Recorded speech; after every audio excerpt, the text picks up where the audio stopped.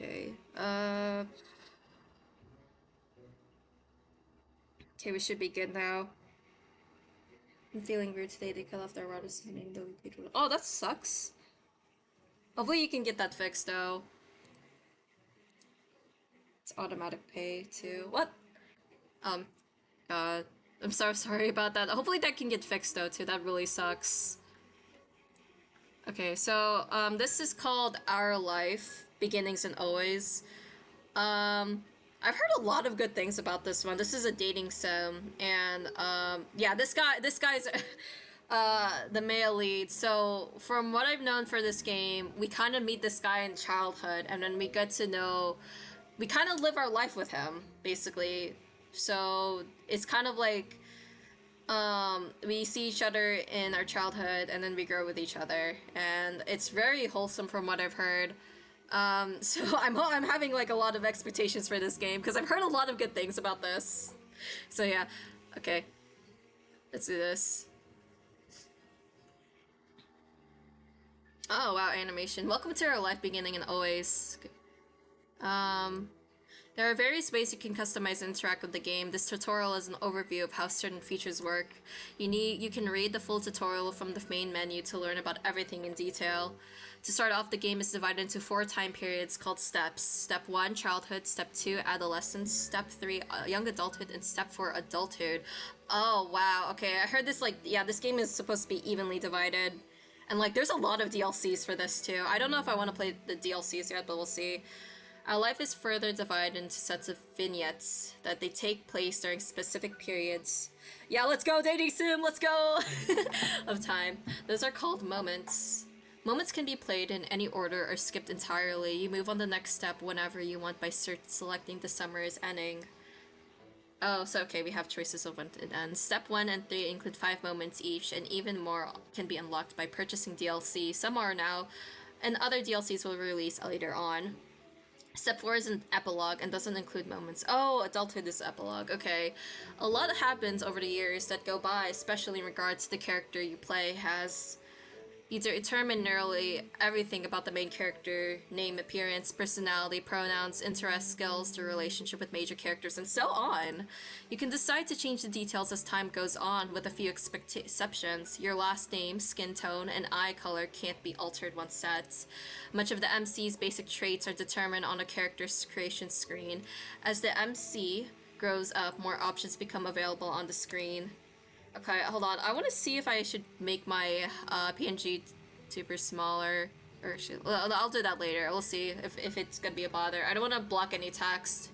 As mentioned, one of the decisions you'll get to make for your character is selecting a name. You can type in any name you like, or you can pick up a preset name.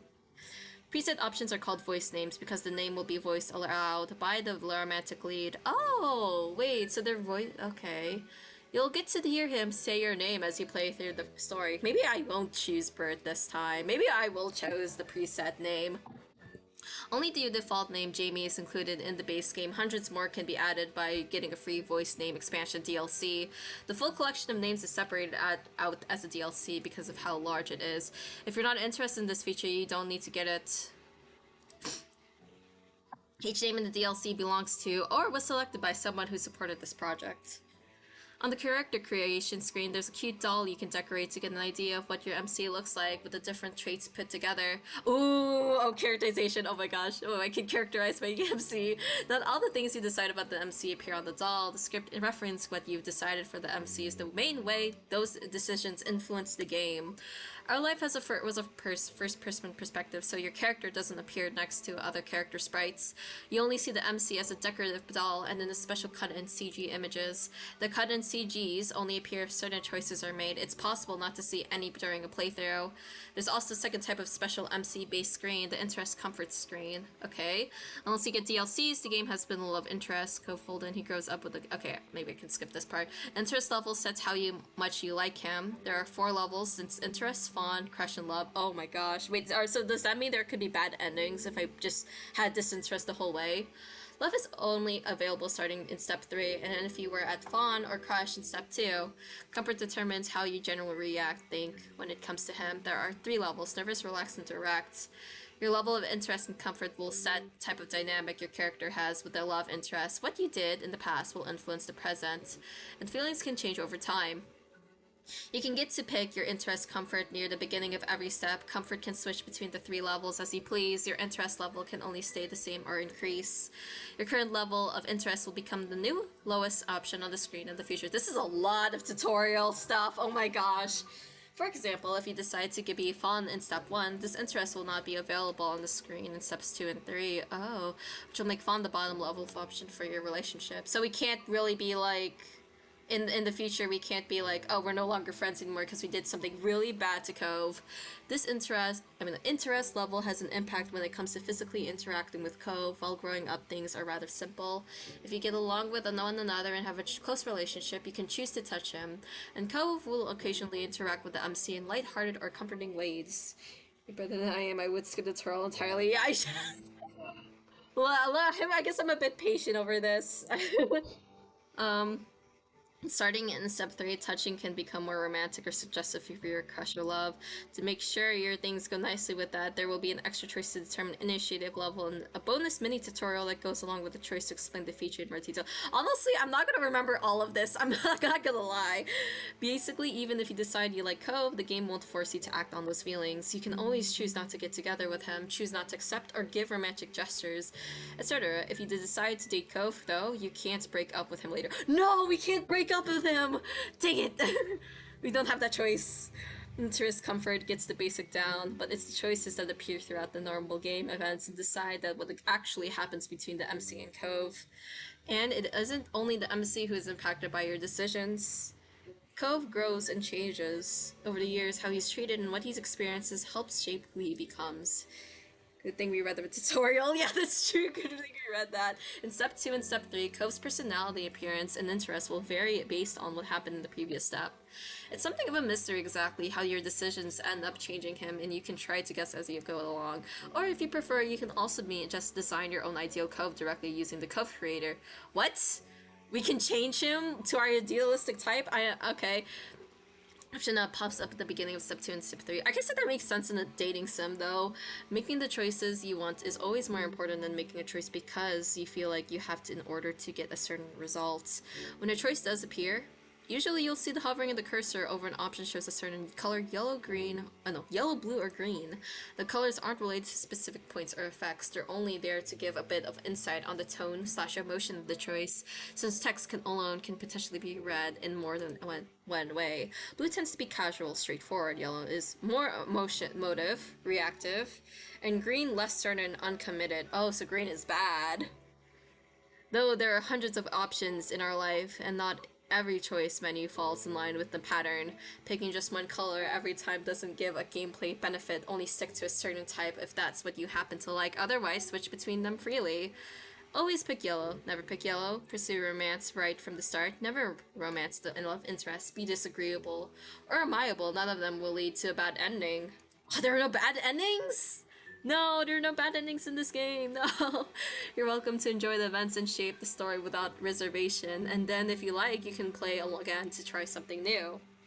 There's only ever more good content to discover.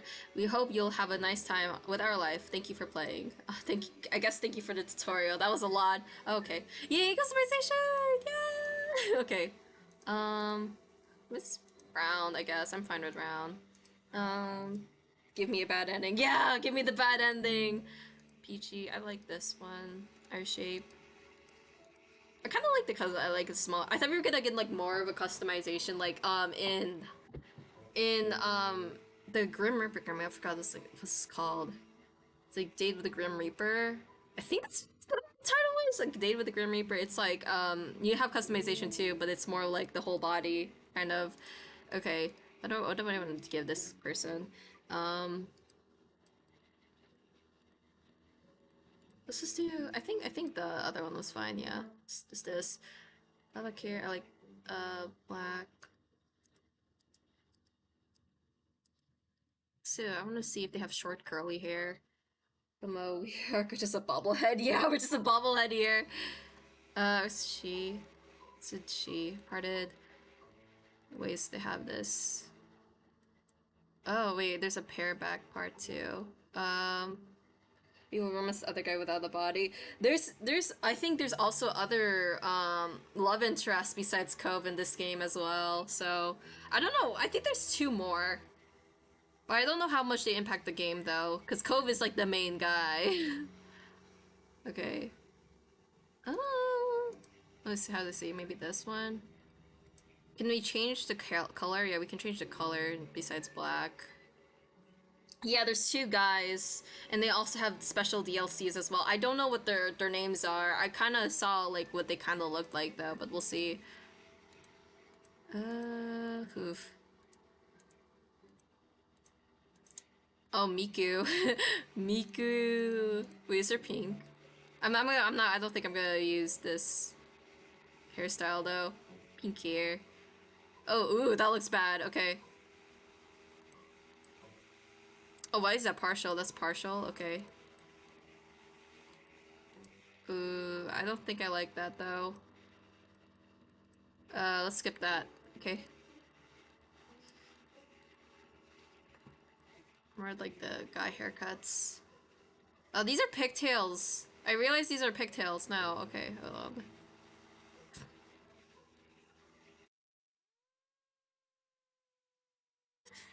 It's gonna be mostly me, like, 20 minutes looking with twin tails now. Yeah. This is gonna be like me 20 minutes trying to find a hairstyle. I really like customizations. I used to like just be like, oh, I just get it over with. It's like my characterization is usually simple, but if I make it with pink hair, check. Yeah, isn't there pink? Like there are like models of Miku with pink hair though, isn't there? Like figurines. Oh, wait, I'm back here. Okay, maybe I need to choose a front here. Uh, Maybe we'll just use that.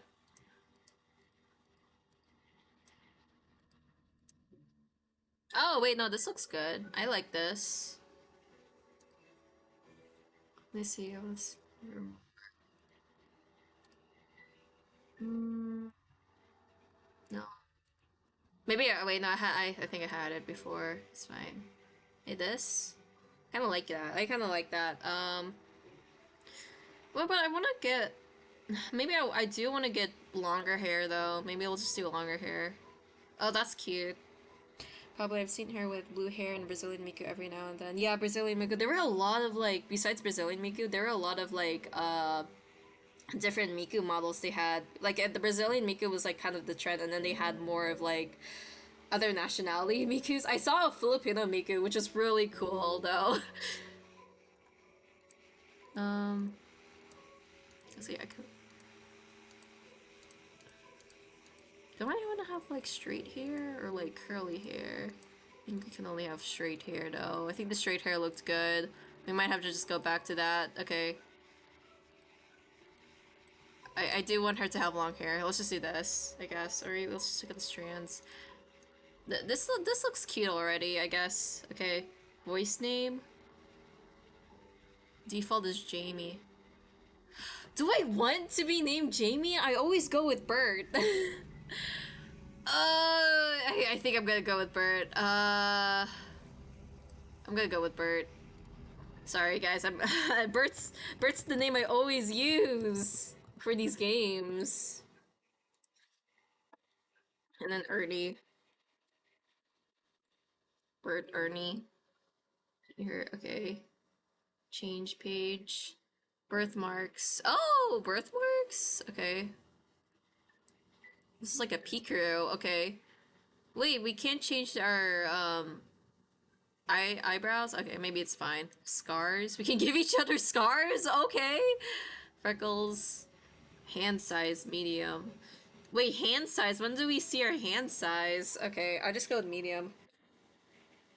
Are Bert and Ernie OCs, or are they just names you use? I used to draw, when I was, like, younger, I used to draw Bert as, like, a person, like, in OC. Ernie's just her last name. Glasses. Oh, glasses. I'm not gonna give my character glasses. No, she's good. She doesn't need glasses. She has 20/20 vision. Birthmarks on. I don't think clothing. Ooh, skirts. She wears skirts. No, she wears all. So she wears all of these. She has hats. She loves hats. These are not wounds. These are battle scars. It's true. You just wait. Actually, no. Maybe I should give her a battle scar. Wait. No, it's too late. I accidentally pressed done. I thought that was the back button. That's my bad. Your life. Begin the prologue. Oh, so I guess it shows here the achievement. My bad. I guess we can't. It's fine. I don't need the scar anyway. Summer in Sunset Bird was a special time of year. The usually sleepy town began to bustle. It was a popular tourist destination with people coming from all over to enjoy the beach, the weather, and the relaxation that came with both. I think also people can correct me over this if anyone who's played this game, but I think you can also change your person once each step is done. So once step 1 is done, I can change my character if I want to or not. It was a popular tourist destination with people coming from all over to enjoy the beach, the weather, and the relaxation that came with both. The smell of the ocean, crisp and salty, hung in the air, bringing 3 whole months of school-less vacation with it. During the summer, your moms didn't like you to wander too far outside of your neighborhood, so you knew the area pretty well. That included the people.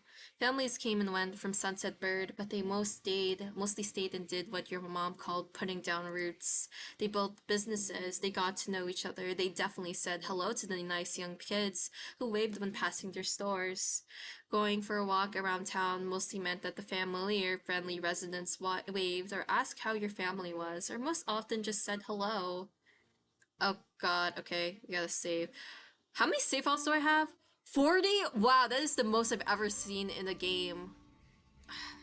I do save a lot, so I maybe there's gonna be at some point where I fill all of that. You didn't really get what they always had to say. Hi, they saw that every day, but you nodded back at him anyways. You ended up saying hi to a lot of people since most of the tourists that came and went every summer were the same ones. You were too anxious to say hi back to most of the other residents that greeted you. They all knew you well enough to expect that. Okay, I wonder if Bert had pink hair and longer hair. Hair back when you so 40 more married and I guess they'll yeah, honestly, God, that's probably a godsend for 40 save files. She had blue hair. Dark blue hair. If you want, I mean I don't know if I still have the picture anymore. I probably not, but she did have dark blue hair. And she did wear a pink dress that she didn't like. She also had a personality. She didn't like wearing cute things, and I put a pink dress on her. So she looked angry. Okay, so we can form how our character is. Let's be very shy. We have social anxiety when we're younger. We're also a little child. They still smiled at you anyway, and that made you feel a little more comfortable. But today there was a man sitting on the curb outside your house. He was sitting with his head in his hands, his whole body slumped over, and you wondered if he was even a real person, or a statue that had magically sprung up from the ground. Oh, sorry. Hold on. I'm gonna mute myself for a bit.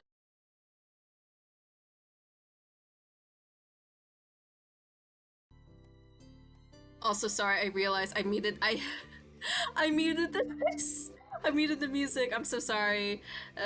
Wait, here's the music though. But it's like me at work. Yeah. Yeah, she also had like pink eyes, and I also gave her an eye patch too. She had like a scar, so yeah, that was like an old concept of Bert's. He was sitting with his head in his hands, his whole body slumped over, and you okay? Yeah, I read this. Why did I say that again? Whoever or whatever he was, he had never seen him. He had never seen him before.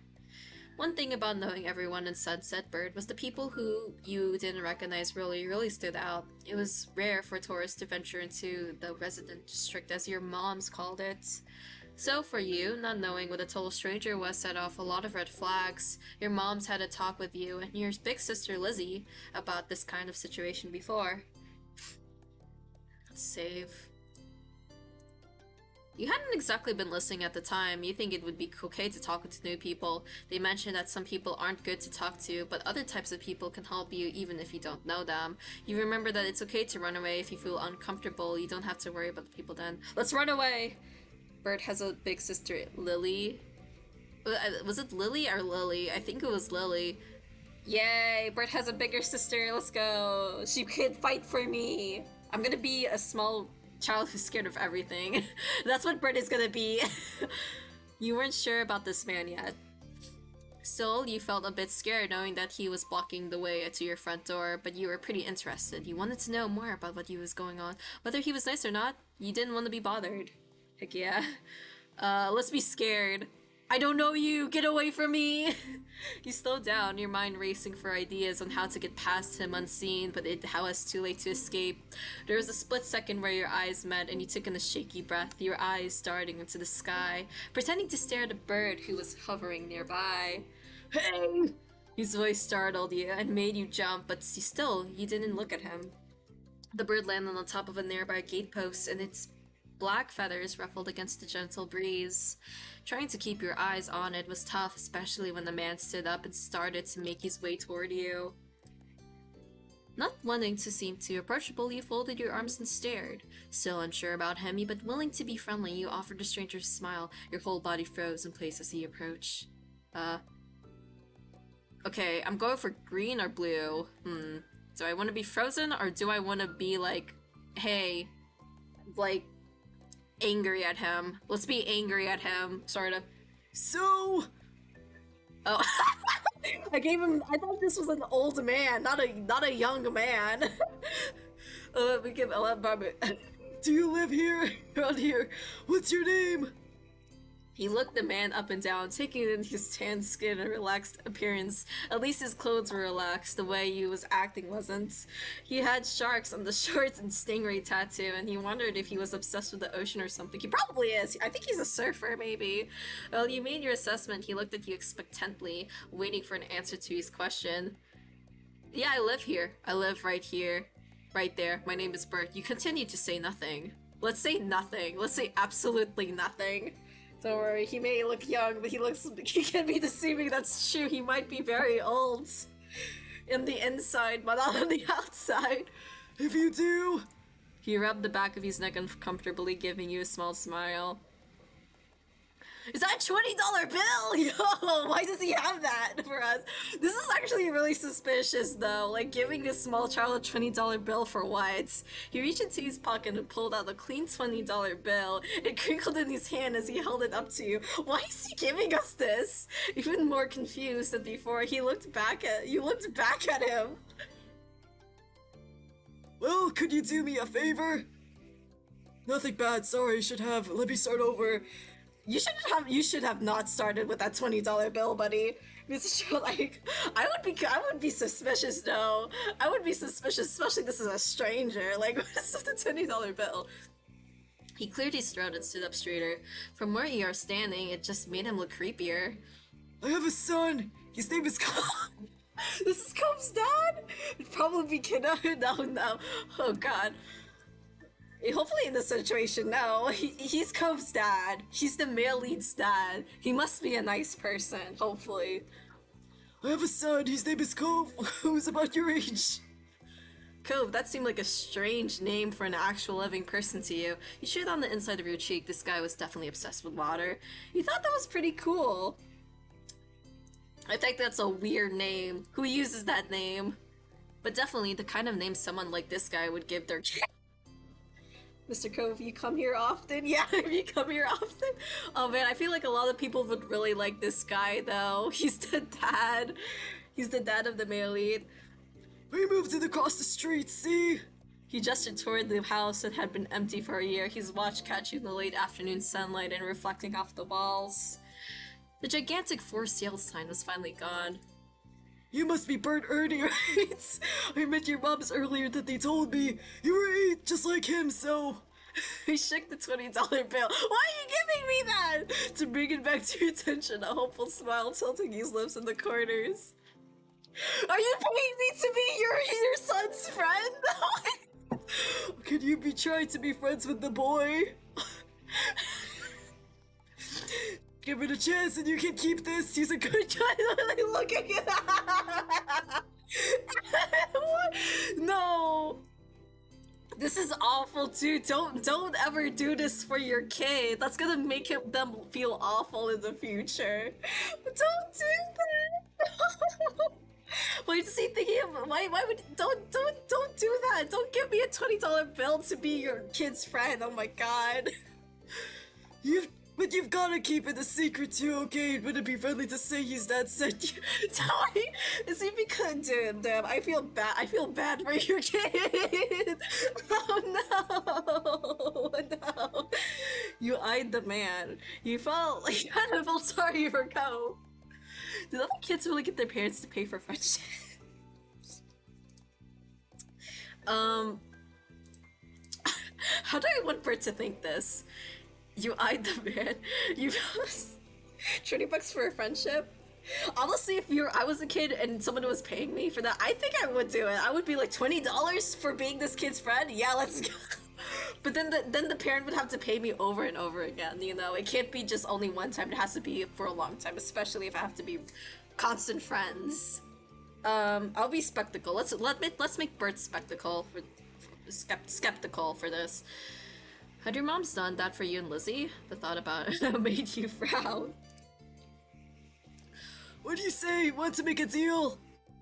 The bill. You didn't want to buy you money, you ran away? Yo, guys, let's go. Let's run away. I don't trust this man. You spun around and make a break for it. Stranger danger. No thanks, old man. You don't offer an explanation, so you just focus on getting away. Bert's focus. Okay, maybe I'll actually let's not save here. I think this is fine. Yeah, and then I eventually asked the kid for the dad's money. Yeah, I like asking them over and over again. It's like a full-time job, basically. You turned on the spot and bolted down the street, ignoring his calls from behind you. Hey, Cove, where's the $20 your dad usually gives me to be your friend? Yeah, baby. Hey! Come back, I'm sorry if I scared you. Yeah, you kind of seemed really suspicious, especially when you just gave me that $20 bill without, like, explaining anything. I didn't know how else to ask. The soles of your shoes slapped against the concrete sidewalk as you ran, heat from the sun warm on your face. Step 1, first sight. Eventually, his shouting faded into the distance. You let yourself slow down and try to catch your breath, wiping the sweat from your forehead with the back of your hand. The chirping of crickets and tall, dry grass echoed around you, and you lifted your head to survey your surroundings. You'd run right into the hills behind your house's backyard. From here, you could probably get back inside without seeing the guy again. There was a loose plank on the back fence, too small to fit through, but you could try waving to Lizzie for help. The fence was pretty high, but if you stood on the neighbor's shorter fence, but it was first, you might be able to pull yourself over. You'd be able to hide here until he left, then you'd go through the front door. Let's go with green. You should peek around the corner and make sure he was gone before you making a break for it. You took in a deep breath. You wanted to try to relax and couldn't. You weren't sure what, but something told you that you weren't alone, so you glanced around. Oh, it's Cove! Okay. There's a boy sitting at the top of the hill, almost completely hidden within the long grass and white flowers surrounding him.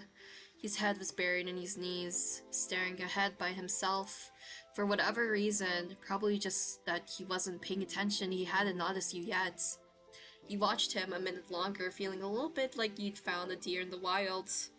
Though deer didn't have green hair, wavy eyebrows, huge glasses, pink cast-out frowns. All of the above. What about all of the above? Is that even the choice? Actually, let's not save here. Let's green hair. Let's talk Hominovi's green hair. But this new boy did. He watched as it fluttered softly around his face in the breeze. After a few more seconds, he took a step forward and another. And then he glanced your way. His aquamarine eyes reflected the light of the moon. You stopped raising a hand to acknowledge him and show you weren't scared. Hi. Hey, Space Cadet, are you lost? Let's say, are you lost? With a start, you jumped to his feet. He jumped to his feet, his hands balling into fists at his sides. He didn't say anything, just stared at you in a strange way. Hey, your dad wanted me to be your friend for $20. How do you feel about that? He'd been crying.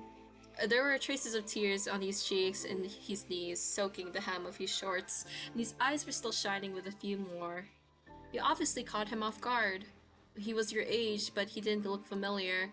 Maybe he was the boy that weird new neighbor had been talking about before you ran.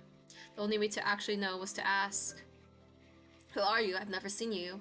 What's your name anyway? You waited for him to say something. Let's just wait for him to say something. He sniffed a little, rubbing us at his ruddy cheeks before he finally spoke. Hey, what kid? Okay, since he's like younger, I'll give him like a different voice compared to like when he gets older. My name's Cove. I'm... You could see him hesitate, shifting his eyes to the side and then back to you again. My dad and me, we moved here. Your guess was confirmed. So, is this your hill? He gestured with an uninjured arm to the patch. I was gonna say that. He's not gonna say anything. Yeah. He gestured with his uninjured arm to the patch of grass surrounding you, his face falling at the prospect. I can leave if it is. Yep, you can own the hill. You shook your head. Let's just shake your head. Well, you could stay. Wait, actually, if we say yep, I'm really curious what happens. Let's go with yep, actually. Bye then. Wait, you can stay. I'm not kicking you out. Like you said. I don't have to make people leave just cause it's their it's not theirs. Other people can visit. His face relaxed a little at that, and he toed the grass beneath his shoe timidly. Yeah, get out of my hill! Yeah, get out of there! I don't care if you're a small child like me. Get out of here! Oh. He sat back down with a thump, resting his chin on his knees again. Pay the tax money? Make your dad pay me $20 so you can stay on this hill. Yeah. Curious about the strange new boy with the odd dad, you sat on the patch of grass next to him.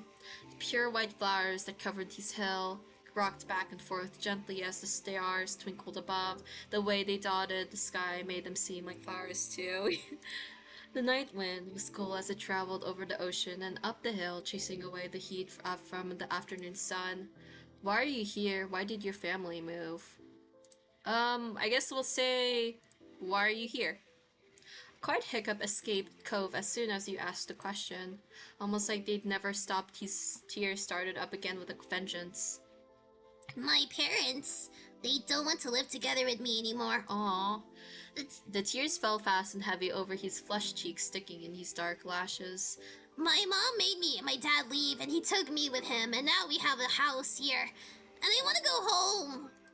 The outburst took you off guard. By the time he was done wailing, Cove's chest was heaving with exhaustion. He sniffled and removed his glasses, wiping at his eyes with the back of his hand before he put them back on again. I hate this place. I want my real life back. I want my mom. I'm sorry. You'll like it here. You just have to get used. Stop crying! Stop crying! Stop crying! He slipped his hands underneath his glasses and pressed his fingers against his eyelids. Man up, no!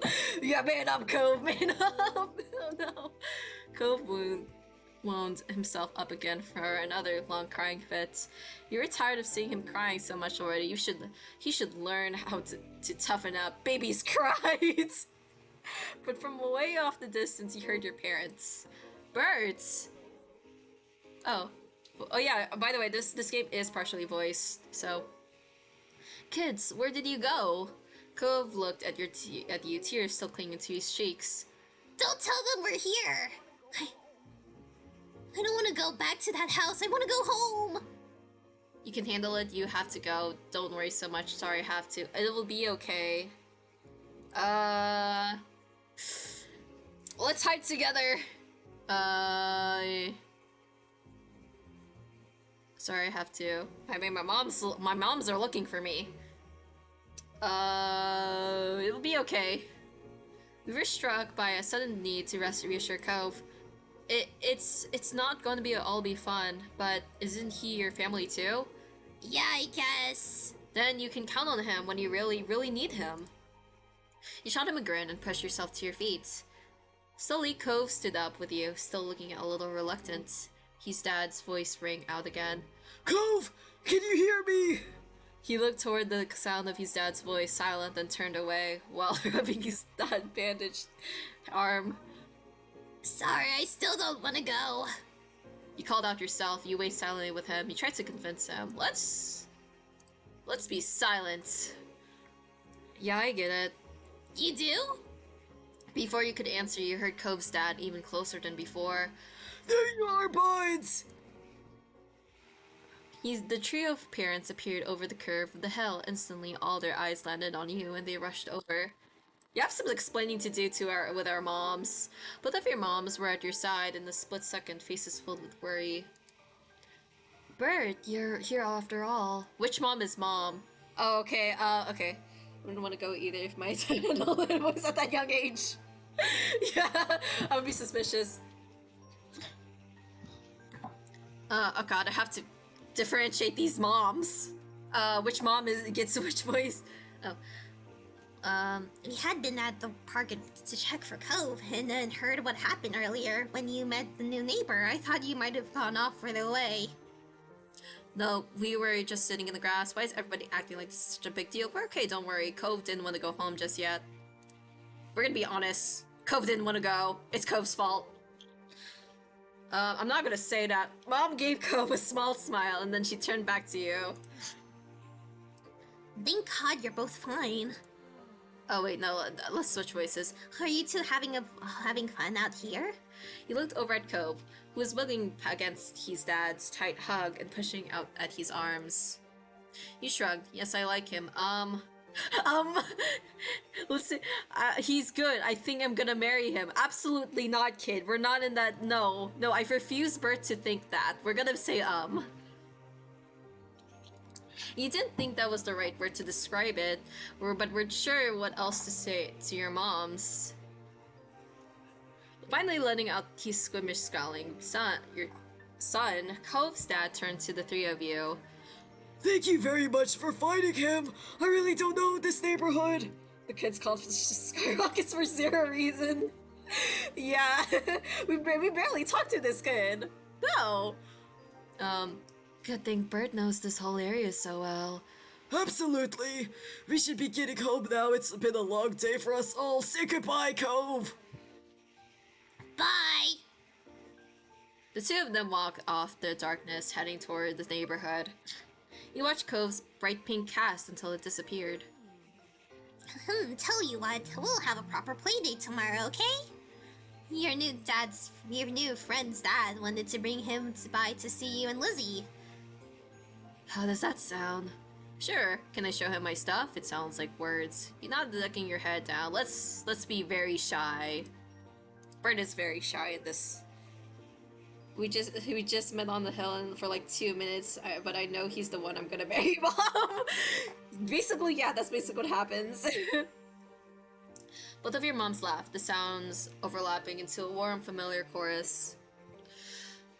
Mom put her arm around your shoulder and led you towards the path. I just refuse to say that word, okay? Satisfied and more than a little ready to go to bed after your long, exciting day, you followed them home. What if I just called them Mom 1 and Mom 2? Maybe I could just say that. This is how you feel towards Cove for this step. It can change in later steps. Direct, relaxed, nervous. Oh, wait, oh, this is what I pick. Oh, I can pick. Let's be indifferent. I'm gonna make Bert not be like, he's a weird kid. We're gonna be nervous and indifferent. This is gonna be a terrible combination. Let me save also here so we can go back if I want to change anything. I don't know how many endings this game has either. Begin step 1 at nervous indifference. You won't be able to change it again until step 2. Yeah, let's go. Okay, early the next morning, childish indifference, disinterest level, using the disinterest level, oh no. Oh, hold on guys, I'm gonna be right back.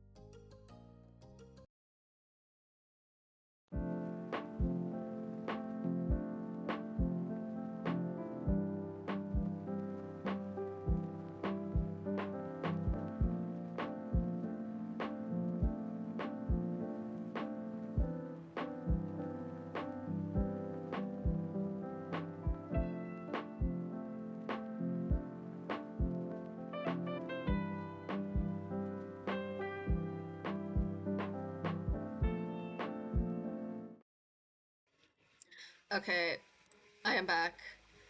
It's okay if you use all the save files. We have like 40. It's fine. We have like 40 save slots.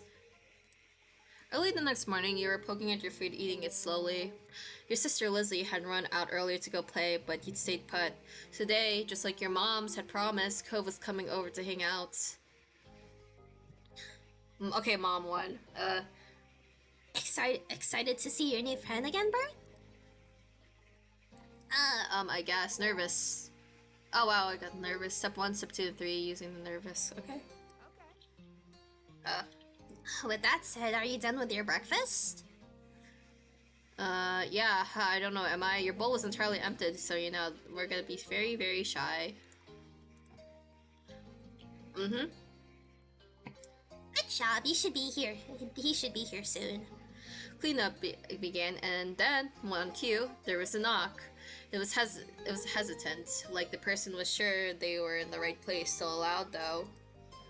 We need to get a more obvious doorbell. I know. Bird, can you get it? Because Mom said so, you wandered over the door. Oh no, it's him! It's the dad! Hey Ernie family, thanks for having us. Mr. Holden, as your moms have called him, and his son were here. Cove looked different in the bright lighting of your living room, and when he wasn't crying, with his dad standing in front of him and Mom too behind you, you and Cove looked at each other. You studied Cove empathically. This was the parents' plan, not yours. Not seeming any more excited than you were, he just stared back. Oh. Do you want to go play in your room, Bird? Sure. So my room is this way. Okay. Let us know if you need anything, you two. Have fun, kids. See you later, son. Play nice.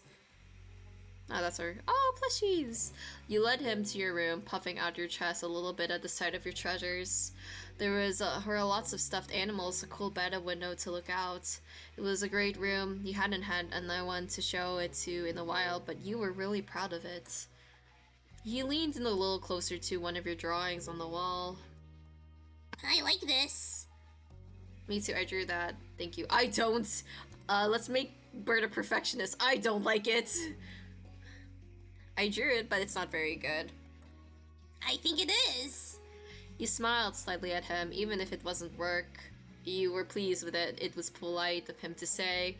He turned to look around the room a little more, studying the books on your desk and the pictures of the walls. You started to feel a bit nervous. You felt the atmosphere was kind of awkward. You were glad for the company. You hoped he liked your room. We're gonna be nervous. You wanted to say something, but didn't know what, so you let him keep looking. Then his eyes landed on the tiny box of beach things you'd collected tucked away by your door. He took a step towards it, before hesitating and pointing at it instead. What's that? A hoard of stuff I found on the beach. Do you have any driftwood in there? Dragging the box in the middle of the room, you and Cove flopped down next to it. Yeah. Wait, actually, let me give Bert, like, a voice, because we're a small child. Yeah. He gestured to a piece at the bottom, still covered with specks of sand. Neat, this is a good collection. You got the sense from the tone of his voice that he wasn't just saying it to be nice, or be like Shiloh. He actually meant it.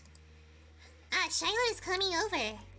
Shiloh, my sister's friend. He wants to meet you. Do I have to see him? Why? Why are you upset? It'll be okay, I think. Here, I found this shell in the log and... You pulled out the seashell after seashell, explaining where you'd gotten each of one and holding them up against the lights. There were big ones, small ones, pink, orange, purple, and orange. Most of them were you washed off in the bathroom sink when you brought them home, cleaning off the sand. Over the past few years, you'd even learned some of their scientific names. The collection was so huge and varied that you had lots of funny stories to tell for all of them. Your voices faltered a little bit, but you kept going as best as you could. We're gonna be very, extremely shy over this. Oh, over it, let's see. You were really proud of your shell collection, and it made you happy that Cove was interested in it too. Apparently fascinated either by the stories or by the shells themselves, Cove listened with what looked like the full force of his attention. It was a new experience to be in the center of such dedicated focus, even if it was only directed at the shells. Kids, come down to the living room. You could tell the idea was making him unhappy, but Mom too wasn't giving you much of a chance to hang around. Cove hadn't been like this meeting you. You guessed it was because you found each other by accident and the parent didn't make it happen. Mr. Holden must be right that telling Cove his dad was part of that would be a bad idea. Before you knew it, you'd both been escorted downstairs and deposited in the living room, ready for Shiloh's visit. The two of you sat side by side on the floor of your home's entryway. I brought the box of shells. I want to keep looking at them. Great. Okay, be careful. You should have asked. Okay, be careful. Please. I will. You weren't sure if you could trust someone else with your treasures yet, so you stayed next to him while you opened the lid and peered inside. Cove reached in and pulled out a big orange shell. Oh! Like he hadn't spoken aloud yet, he turned to you and held it up in his eyes, shining. I think this is one of the best of them. That's my favorite too. I like a different one. I can show it to you. You can take it. Orange is a decent color. I like a different one. You reached into the box to take out the one you preferred. Cove looked on with interest. The two of you were still sitting on the floor looking through your collection of beach findings when the doorbell finally rang. Cove jumped, startled by the sound. Since the person hadn't knocked, you figured it was probably Shiloh. He knew where to look for that. Lizzie's friend? He nodded, but that didn't seem to make Cove feel better. Why are you so upset? It was already obvious that Cove didn't hide his feelings well. You could tell what he was thinking right away. This isn't a good idea. I'm sorry, there's nowhere to go. He's at our only door, and if you go upstairs, he'll find you. Cove glanced around the room, his eyes wide, and finally paused, with his gaze locked onto the back of the house. I can go out the window. He was already walking towards it. Bro, Cove, no! What if there's something down there, like you fall like 2 stories like high or something? Scrambling to think of something to say, you stepped forward, then paused. Do you want to break your other arm? Shiloh's the least scary person alive. Cheer up, Shiloh's gonna like you. Please don't get hurt. I'll come with you. Good idea, let's go. We're gonna go with him? You know what, let's go with him. Good, let's go. Hurry, they'll see where we're going. He glanced back at you and nodded. Let's go, let's go. The two of you made your way to the window together. It wasn't much of a distance to clamber out, but by the time you landed gently in the bushes, you looked up to see Cove was already taking off away from the house. He was fast, but you knew you could outrun him if you had to. He was not that fast. You knew you could outrun him if you had to. He was not that fast, but neither were you. At the speed, you weren't sure if you could go faster enough to reach him. No, he's not fast enough. I can beat him. I can beat him. No, Bert can beat him. He's not fast. Cove! You ran as fast as your legs could take you, grass whipping around your ankles as you did so. Cautiously, Cove slowed to a halt and looked back at you. Where are you going? I don't know, somewhere else. I just don't want to see. Bert! Shiloh! Uh-oh. You looked back and saw Shiloh huffing down the hill after you with the backpack. He clutched, bouncing all around like the way. He knew we were gonna be outside! No! What are you doing? Can I come? He must have seen you leaving out the window and followed behind. Wait, does he have... Oh, he looks so cute! Okay. I'm running out of voices. What voice should I give? Oh, hi, are you home? Yeah? I'm Shiloh.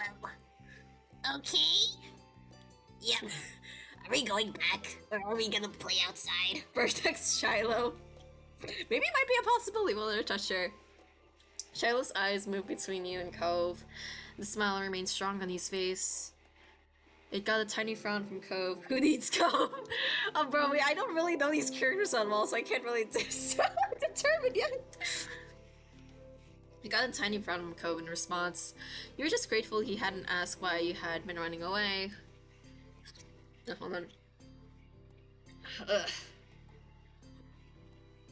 Inside, we left the box on the floor. Yeah, I want to check. I hope Mom too didn't move them. Oh. Hold on, guys. I'll be right back. I need to do something.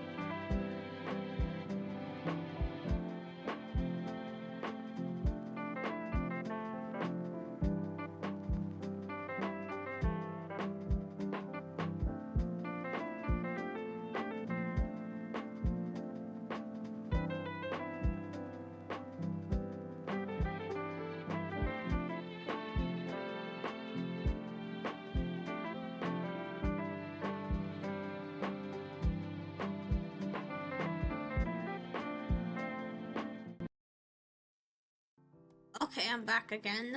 Okay.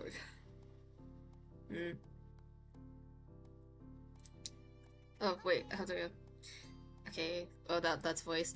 With Shiloh trailing behind, you and Cove headed back toward the house.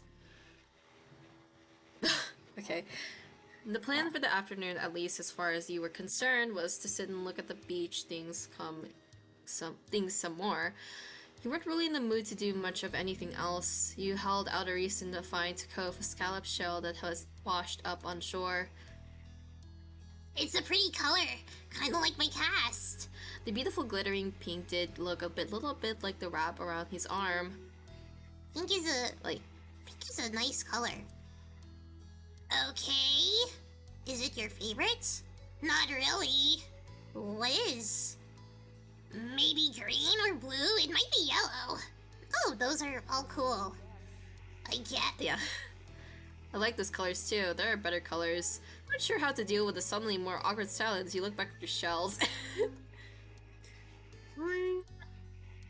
Like usual, it didn't take long for Shiloh to get fidgety.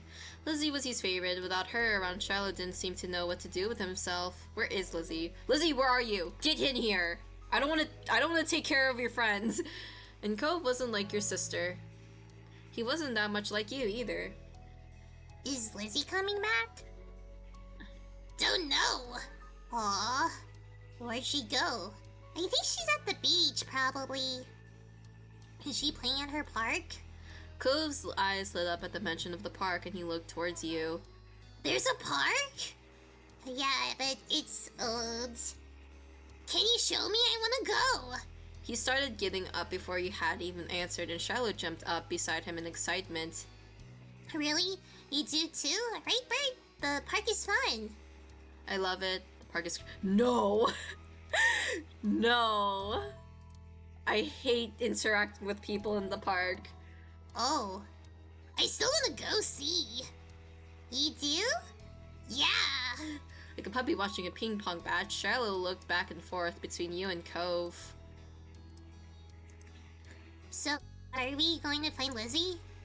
I don't know, I never really wanted to see her. I just want to check the park out. Adrift without any direction, Shiloh finally turned to you. Okay? He perked up. Both boys wanted to go. It was only fair. After getting permission from your moms, the three of you were ready to head out. It was a short walk to the park. Lizzie had convinced your moms that it was so short. She should always be allowed to walk there by herself. When you found her, she was hanging on a jungle gym, swinging back and forth. Hey, Lizzie! Her face lit up when she saw her her big brown eyes going wide. Oh, Bert, Shiloh. Hi! What should I give Lizzie? Oh, it was the voice too. She dropped to the ground and landed with a soft thud in the sand. In a split second, Shiloh had abandoned you too, and scrambled over to the sand by her. You were used to being left out when it was just the three of you. By now, Cove was here. You weren't sure if this was an improvement. Who's that? It's Cove, he's new. I remember. Hi, Cove. Welcome to my park. Nobody ever comes to play here, so this is where we get together. She gestured wildly with her arms as if to present the area to the newcomer. While Lizzie continued talking, you took the chance to kick off your shoes and wriggle your toes through the warm sand. Nice, huh? In the neighborhood, I'm the one who comes up with the ideas. You are? Yeah, I am. Who else could handle the job? Lizzie's the oldest. Oh, Shiloh has a crush on her, doesn't he? By a lot. My mom said you're Bert's age. Yeah. But so, I'm still the only one in this group with double digits. What about other kids? Other kids? There aren't any. We're the only kids here, and Shiloh's just visiting from another place. Not even tourists really bring their kids here. This is the land of the ancients. Be careful, the oldies don't try to steal your youth. Oh. For a second, it looked like he might cry again, but something in his eyes shifted, and he looked back at Lizzie. What kind of old people, like moms, dads, or grandparents? Grandparents who don't have kids. They hate kids. Why? We haven't done anything. Only some of them don't like kids. Stop saying stuff like that. You're gonna upset him. Yeah, they're really bad. Only some of them. Ian interjected quickly, hoping Lizzie wouldn't take things too far. Cove sniffled, his forehead creasing with worry. Lizzie was staring Cove down, but Cove wasn't even looking at her anymore. He didn't seem to care that she was there. He went into his own head. Shiloh was the next one to speak, completely unaware of the situation. I met Lizzie and Bert in school. You'll see tons of their kids there once summer is over. I don't want to go to a new school. I don't want summer to end. Shiloh looked down to the dirt. He hasn't had much luck striking up conversations with Cove. I like summer vacation a lot too. All the building tension in the air suddenly vanished when Lizzie laughed. At Shiloh's discomfort at how weird she thought Cove was, at something else entirely, he didn't really know, but she laughed, face scrunching up. Oh, welcome to Sunset Bird Cove. Well, take a seat, but put up your feet and get used to it. He's right. For the rest of the summer, Cove was always there. You saw him more often than Shiloh, and on some days, when she was in a bad mood or busy, you even saw him more than Lizzie. He became a staple of your everyday life, the way the sun and lunch and the beach were. The first summer, you hadn't really been interested in him one way or another. He was just kind of a fact of life, someone you met with because he was there. Of course, that was the only the start of things. Oh, moments select ship one. Oh, fireflies. Okay, so I guess these are choices we can meet him at. I guess. I like the fireflies option though. Alright, tonight we're going to catch fireflies! With this one declaration from your sister, you looked up from your macaroni and cheese dinner. Fireflies were a familiar sight over summer, coming out on the warm nights to dance through the sky. Tonight was particularly balmy. You knew there were bound to be a ton of them around. Oh. Oh, are you? Are you? Yeah, you started eating faster. You looked over at your mom's. You pushed your food around your plates. Or pushed your food around a plate. You like catching fireflies just as much as the next kid, but you wish Lizzie would ask what you wanted to do for a change. Oh, Shiloh's with us, okay. That's a good idea, Lizzie. Can we, Mrs. Ernie? Shiloh tapped his fork against the table excitedly, his face lighting up as he looked at Lizzie. It was unusual for Shiloh to still be here. Like always, his mom had to bring him over really early in the morning before her job started. But normally, she would have picked him up by now. She called before dinner to let your moms know she'd be late. You didn't hear why, probably more work things. You thought maybe getting to hang out with Shiloh for longer is what made Lizzie want to keep running around outside. Staying at night and watching TV was never an option for her with gas over. That's why you were pretty sure she'd get your moms to agree. Well, it's already so dark out there. Lizzie gave Mom the best puppy dog eyes she could, slowly spooning mac and cheese into her mouth while you waited there for their response. Oh. Let's let them go. Nights like this don't happen every night, eh? Your parents exchanged a look, then Mom eventually sighed and nodded back. Yeah. Oh. Fine. Just make sure you stay on the hill behind our house with all the puppies, okay? Duh, Mom. That's where most of them are. The idea had only just been planted in your head, but already you could just picture all the glowing lights spread out in front of you, like the fairies from the bedtime stories Mom too read sometimes. Lizzie and Shiloh started digging into their food, and it soon became a race to see who could finish the dinner first. Aren't you excited to go outside and play, Bert? You gave a non-committal shrug. Bert is just mad because I always catch the most. Lizzie boasted proudly, her mouth full of food, and Mom gave her a stern look.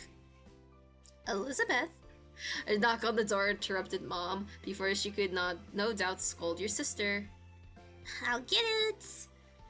Your big sister jumped out of her seat and ran over to the door, pulling it open without even looking out the window to see who it was. Huh? You shifted in your seat to try and get a glimpse of the unexpected guest. Oh, hi, Cove. Good evening, Cove. Your mom, too, had already walked to the door by the time you managed to see past Shiloh's flappy hat. Why is Cove here? Is something wrong? He didn't give you any clear acknowledgement, his eyes firmly fixed on the ground in front of him. Oh, hold on, guys. Let me just do something real quick. Sorry.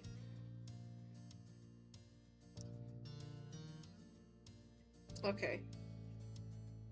You shrugged, going back to shoveling a forkful of macaroni into your mouth. Hi, Cove. Then for a few seconds, Cove said nothing. He only stood there and looked up at Mom too, with a face almost like he was considering turning around and leaving. My dad told me to drop this off because I guess he borrowed it from you. Cove took a familiar screwdriver from out of his large side pocket. Eyes now dropped to the floor. We left ours back home when we moved. Oh. Great, thanks. Bye. Thank you. Why don't you come inside for a bit? Lizzie crossed her arms and lifted her chin.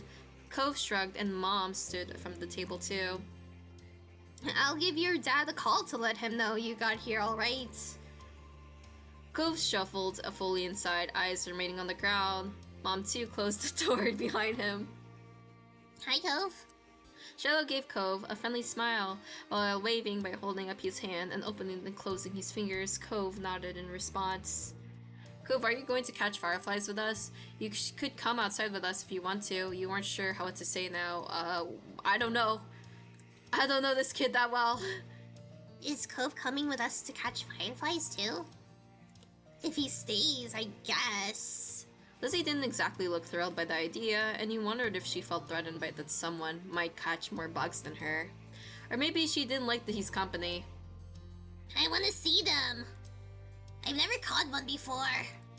It's too bad he didn't have a chance before now. The fireflies weren't out when he first moved in, and there must not have been anywhere he used to live.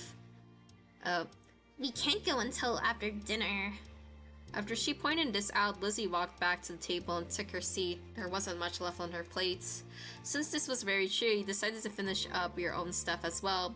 Cove stepped closer and eyed what was on the menu for your family's meal. Have you eaten yet?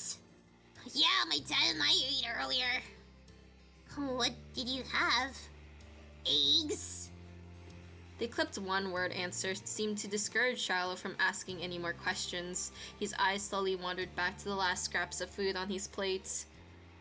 Her phone call with Cove's dad must have ended because your mom came back into the room. Hi, Mom 1. Cove, your dad said you can stay for a little while if you'd like, but he's going to come get you before it gets too much later. Sure. Oh, fun. This will be so nice. As you polished off the meal, you hoped it would be too. The three of you all finished eating shortly after, and Lizzie led the way outside. Remember, don't stray too far. It's fine, Mom. Shiloh trailed so closely after Lizzie, he was nearly stepping on her heels. Cove hesitated at the door. You smiled lightly as Cove gesturing for him to follow. After a moment, he did. Bye, children. The two of you were a good 10 or 15 feet behind Lizzie and Shiloh by the time you walked outside. You pushed the door shut behind you, watching their figures get farther and farther away. You're so slow, Bert. We don't have all night. You started to run when you heard Lizzie's voice calling you, but paused when you saw Cove still walking at a relaxed pace. Are you gonna come? You tucked him along, you walked with him, you waved at him to hurry, you ran off. Let's walk with him. You wanted to catch up to Lizzie and Shiloh, but it would be so rude to just leave Cove alone when you were supposed to be hanging out with him. The two of you followed after the footsteps Lizzie and Shiloh left behind until you reached the hill behind your house. Lizzie had already climbed to the top. Shiloh was spinning in circles somewhere around the middle. Upon seeing the gently glowing winking lights, you moved a bit faster, eyes widening in delight. Shiloh took a moment to come over and welcome the both of you to the hill. Hi guys, it's really great out, huh? See how many there are? Yeah! A firefly danced through the air, landing on Cove's sea-green head. Shiloh couldn't help but giggle. You and Shiloh couldn't help but giggle. He quietly looked on. He shooed the bug away. Let's quietly look on. You took a couple of steps back slowly, trying not to spook the little bug, as he admired how it glowed so brightly against Cove's hair. Cove raised an eyebrow, giving you a confused look, and Shiloh giggled. You gestured to his head, and he reached up, making the firefly dart away. Cove jumped, then followed after the glow. Oh look, Lizzie has one. That's amazing! Shayla ran to the highest point of the hill, making sure not to lose his hat or backpack along the way. You hummed as the group divided and conquered, shifting your gaze to dozens of other fireflies sailing around. The game was on. You had a bandage on your thumb, and you tried to be cautious of that. You had a bandage on your palm, and you tried to be cautious of that. You had 2 bandages on your hand, and you tried to be cautious of that. You were good at not getting cuts or scratches, so you weren't too worried. Let's be, no cuts, no scratches, no bandages. Spotting one close by, you approached it with an assassin-like stealth, crouching down to make yourself seem less of a threat. Slowly dragging one foot in front of the other, you crept up towards it, arms outstretched. Okay. You closed your hands around the little glowing orb, carefully not to crush it. The firefly landed on your palm, almost docile, and you stared down at your prize in delight. Its tiny legs tickled your skin, and you giggled at the sensation. Cove kept up with his own target, but when you tried to grab it, his pink cast waved awkwardly through the air, foiling his efforts to clap his hands around the firefly. Cove watched it vanish into thin air with a dissatisfied expression on his face. You encouraged him to try again. You told him about the firefly you had. You had made a joke about what happened. You did your own things. Let's just do our own things. Letting Cove continue his hunt, you slowly brought your hands closer to your face, studying the little creature in the center of your palms. Hello, little bug. The firefly didn't say hello back, though. You hadn't expected it to.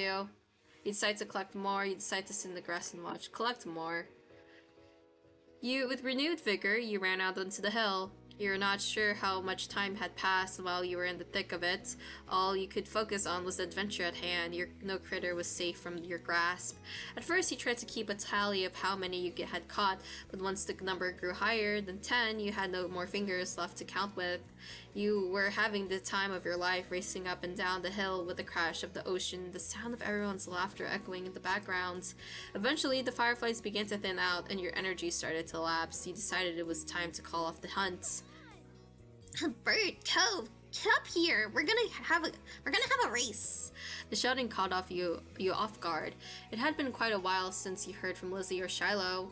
You glanced over to see them both standing on top of the hill again, Lizzie beckoning to you with quick hand gestures.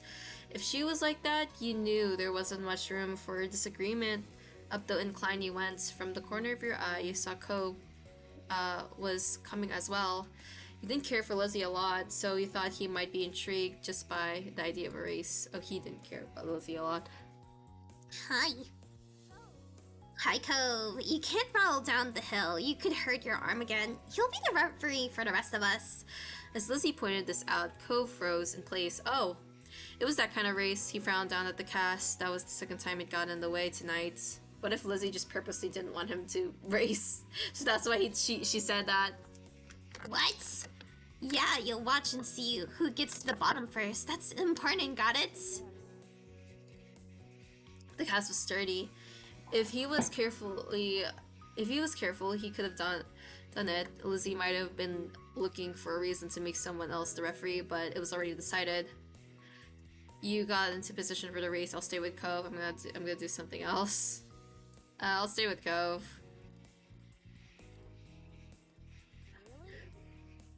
Really? Why? You don't have to. It's okay, I want to watch. You moved beside him on the top of the hill, even though Lizzie eyed you and made a face. That's not how races work. You only need one referee. Shrugging your shoulders, you refused to budge, and Lizzie let out a huff before throwing her hands in the air. Fine, I'll be the winner, whether you join or not. Lizzie moved to lay down, and Shiloh did the same. Cove stood slightly to the side to get a better vantage point, and he stood next to him. Count down. Cove stood up a little straighter. It seemed like he was taking his newfound referee duties seriously. 3, 2, 1, go! Lizzie and Shiloh took off, letting gravity do the work and rolling at high speed towards the bottom of the hill. You and Cove leaned forward to watch them go, eyes peeled for which of the two would reach the bottom first. They were both neck and neck until about halfway down the hill. Lizzie started to veer off to the side, giving Shiloh a huge advantage. She obviously hadn't noticed a thing. As soon as Shiloh reached the bottom of the hill, he jumped up excitedly and threw his hands in the air. I won! Almost immediately, he fell back into the grass, still dizzy from his roll down the hill. Lizzie stomped out of the bush she had ended up in, spluttering angrily and brushing leaves from the front of her dress. Not bad. You got lucky. Let's do it again and see who wins for real. Oh, kids, it's time to come in! No! You snickered, feeling grateful you hadn't been a part of the mini debacle. You caught Cove's eyes and saw that he was doing the same. It had gotten late and was beginning to feel just a bit chilly as you made your way out of the hills, but the cold in the air hadn't dampened anyone's spirits. The four of you walked back home together side by side down your neighborhood street, discussing the evening, with each person trying to prove that they were the one who caught the most fireflies. You knew that whoever really did catch the most didn't matter much anyway. All that mattered was that you all had the good idea, which, judging by the smiles on everyone's faces, you did. Oh, we have to do all of them. Okay. Oh, and I can say the summer ended. I will look at all of these, actually. Grown up. Let's do sandcastles. Cove wasn't able to do many things that summer. When you, him, and Shiloh sat on the shoreline one bright morning, you couldn't tell he wanted to be in the water. But there was no way he'd be swimming anytime soon, not with he's cast. The waves washed a single shell to shore, glittering in blue, another reminder of the places he couldn't go. From what you'd heard about Cove's old life so far in tiny pieces and fragments, you could tell that he'd do anything to be able to get the cast off. The possibilities of what he might get up to made you anxious. You thought about how his summer last year must have been totally different from this, with his old home and his mom and dad. But now he was here with you and Shiloh and Lizzie and everyone else, and he couldn't even go into the sea. This town wasn't bad, it had all your favorite things in it, but sitting there on the same beach he'd grown up on, you could understand that not everybody else felt the same way about Sunset Bird as he did. You watched him from the corner of your eye quietly, and he finally said aloud what you had been pondering. I wish I could go in. The water? Yeah. Oh, I'm sorry. You're gonna be able to do it soon. Cove only sighed in response. Apparently soon wasn't soon enough. It's so pretty, the ocean. And huge. There could be anything out there like mermaids. Yeah. I wish you didn't have a cast. I don't really care. Swimming might be fun if we could. I'm fine here on land. Mermaids aren't real. Mermaids aren't real, okay, Cove? Mermaids aren't real. Shiloh gapped at you, but Cove just shrugged. Says you. Obviously not interested in hearing much more of your input on the situation, Cove turned back to the water. But as you looked away, something about Shiloh's slow, careful movements caught his eye. Hey, are you building a sandcastle? Sort of. I was only playing around while you were talking and listening. Maybe I could too. I've only made a big piles before. It's really nothing special. I'm sure you'll be good at it right away. Well, how do you do it then? Shiloh's cheeks lit up. You could tell he was a little bit uncomfortable to have Cove's expectant stare at him. I'll play too.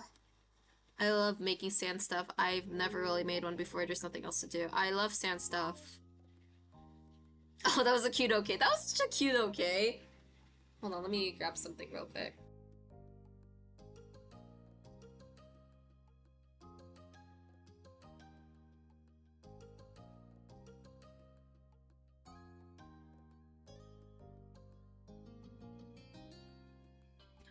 Okay, I got it. He put his hands back at the seashells and sand and nodded. I don't do a lot, but here's how I like to get a house started. Shiloh focused more intently than you'd ever seen him, guided Cove through his process. You happily used your own method. It didn't take any longer for the three of you to each have humble structures prepared. That's all, kind of. You can do anything now. Like make it bigger and some seashells, carve a pretty pattern. I bet you'll have a great idea. I'm gonna make it bigger. Mine is gonna be a real castle. Cool, this is gonna be a house.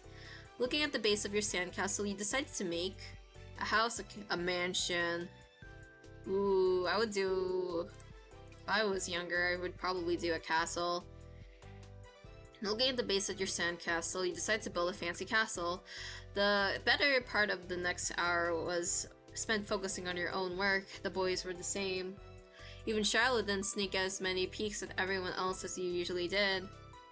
You finished shaping before either of them did, glancing up from what you'd built. It seems you got done so fast because they already searched around for extra decorations.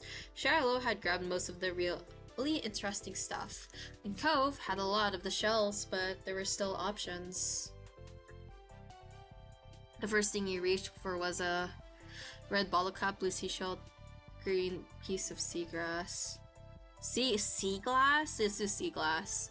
It was the best fit in your castle, you decided. It was see-through and sparkly, so you touched it away somewhere secure inside, barely poking out to make sure it didn't get lost. It's gonna pierce someone though. Pleased with your result, you finally took a proper look around that wasn't focused on the sand itself. Both Cove and Shallow seemed super immersed still. You knew you could probably sneak a peek at either one's work. You checked out Cove's sandcastle, you checked out Shallow's castle. Let's look at Cove's. The castle Cove had built looked surprisingly tidy, especially for someone in a cast. He must have worked really hard. He wasn't even finished digging the huge gaping moat in front, but it was already enormous. You got the sense from the enthusiasm he was digging from that the doctor was probably going to find a bunch of sand when he finally removed the pink plaster. The silence was then broken. What's on the top of yours, Shiloh? You peeked closer, discovered something shiny sticking out of Shiloh's sand chimney. Oh, it's just gum wrapper. It looks like smoke. It's good, that's smart. Yeah, I didn't think of that. I guess I don't see it. You should be an architect. That kind of looks more like a worm. A slimy worm. Sticking his tongue out of disgust, Cove's face soured. Gross. Shiloh frowned without a word, and that was that for the current topic. Bert, can I see what you did? Did we just change Cove's mind? Oh no. For Shiloh. Sure. He began surveying your work. The castle you'd built was pretty impressive. All things considered, it had archways, tall walls, and even a little more moats circling it. You would probably feel safe living there. Maybe your moms were the queens. Shiloh quickly decided to jump into the new conversation. Hey, Bert, what did you do? I made a castle. Shiloh didn't look so happy anymore. You both built castles? Yeah! Aw, that's neat. How you guys match. It's too bad we didn't all do it. Next time we should. Wouldn't that be boring? If something is the only thing of that thing, that makes it special. Yeah, for sandcastles and stuff. People too. My dad always says how everybody in their own is their own man, a real individual. I don't think I'm very special. Why not? Nobody else is. Nobody else is you. Shiloh simply shook his head. I'm not different. A beat passed between the two. Cove then looked down at his own work again. Okay. He didn't seem to be bothered at leaving the disagreement hanging there. Cove had other things on his mind. My dad tried to get me to make sandcastles the first time he came to the beach. I didn't want to. Cove trailed off. Again, there was another moment of silence. Shiloh shifted and opened his mouth to say something, but Cove spoke up before he could. You didn't think he noticed and Shiloh was going to talk. Hey, do you know what happened when your moms met my dad, Bert? He blinked, not expecting the question. He thought hard. I wasn't there, they didn't tell me. I just remembered what happened when I met your dad. It was very strange. It was a very strange, Cove, when I met your dad. Mr. Holden had been a weird stranger then. Well, he was still kind of strange. No other parent acted like him. But you knew him better at this point. Now that you thought about it, it made a lot of sense that Cove's dad talked to him about people being unique. You were pulled from your thoughts when Cove continued. Oh well, I was there. I don't think my mom has met your dad. Yeah, I'm pretty sure she hasn't. Bert's parents and my dad met the same day I met her. I'm gonna say what happened. Shiloh frowned to himself, ducking his head. His had cast a shadow over his face. You could still tell he was upset at not being included in Cove's choice of topic. This was kind of boring for him, though. Giving people their own turn to say the things they want is important too. He stayed silent and let Cove finish his story. I think Shallow wants to talk. Oh, we were talking just now, right? Just not right now. I am talking to you. He can listen.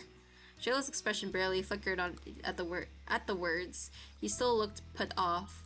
Cove continued like the interruption hadn't happened. He was determined to tell the tale. When we moved here, he didn't bring a lot of things with us. Only some stuff that would fit in Dad's car. We didn't even get a moving truck. I sat in there while Dad brought it all inside. I didn't want to get out because I knew Dad would make me look around the new house. I really didn't want to do that. His lips twisted into a frown as he recalled that. Then I saw your moms. They were in the car too and stopped at your house. I guess they were coming back from somewhere or something. My dad noticed, he waved his hand, then went over to the front of your house where you started talking to them. I don't know what they said, but I couldn't hear it. But he couldn't see me anymore since he was looking the other way. So I opened the car and the door and left. I wanted to get away and went behind the houses. I found those hills there, the ones where we met for the first time. Cove nodded and stared at you. He stared back.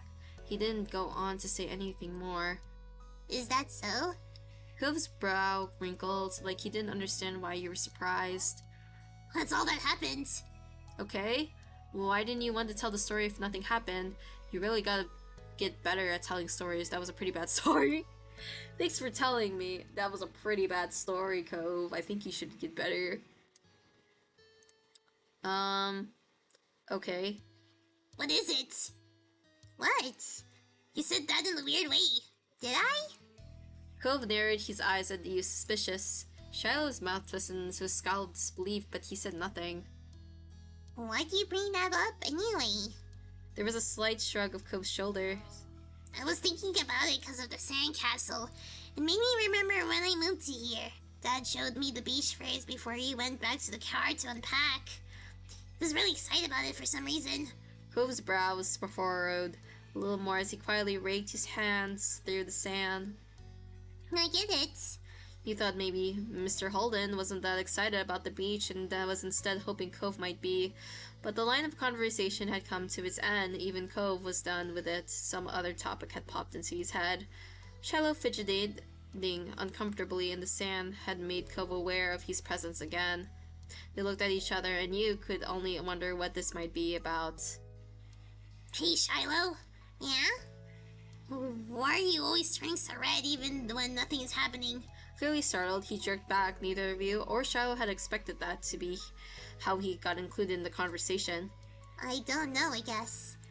Okay, it's kind of weird. Damn, okay, Cove. Shiloh's eyes were wide with embarrassment and his lips twitched and he was blushing even harder than before. Maybe it wasn't only this, perhaps it was simply the last straw, but it was a big deal for Shiloh. A huge deal. He didn't just look sad, he seemed almost panicked. You weren't sure if he was about to cry or run away or what, but you soon got an answer. Why do you wear glasses? Most kids don't wear glasses and nobody is named Cove. That's kind of fair though, for him to burst out. It was probably that your dad bugging Bert's family for some reason. You don't have anyone else who'll ever play with you. Cove blinked. The tension on the beach was suddenly uncomfortable in a way you didn't know how to even mention. It didn't seem like the kind of thing he'd get upset about, though you hadn't ever known what kind of thing would bother Shiloh. I'm sorry. Me too, I was just wondering. Hey, let's build on this thing because you tried to play on your own. Are we gonna build on the... You never see messed with the castle of sand. Picked up some sand and turned it over in your hands. There didn't seem to be much you couldn't do to stop the fight, and you weren't sure what to do with yourself.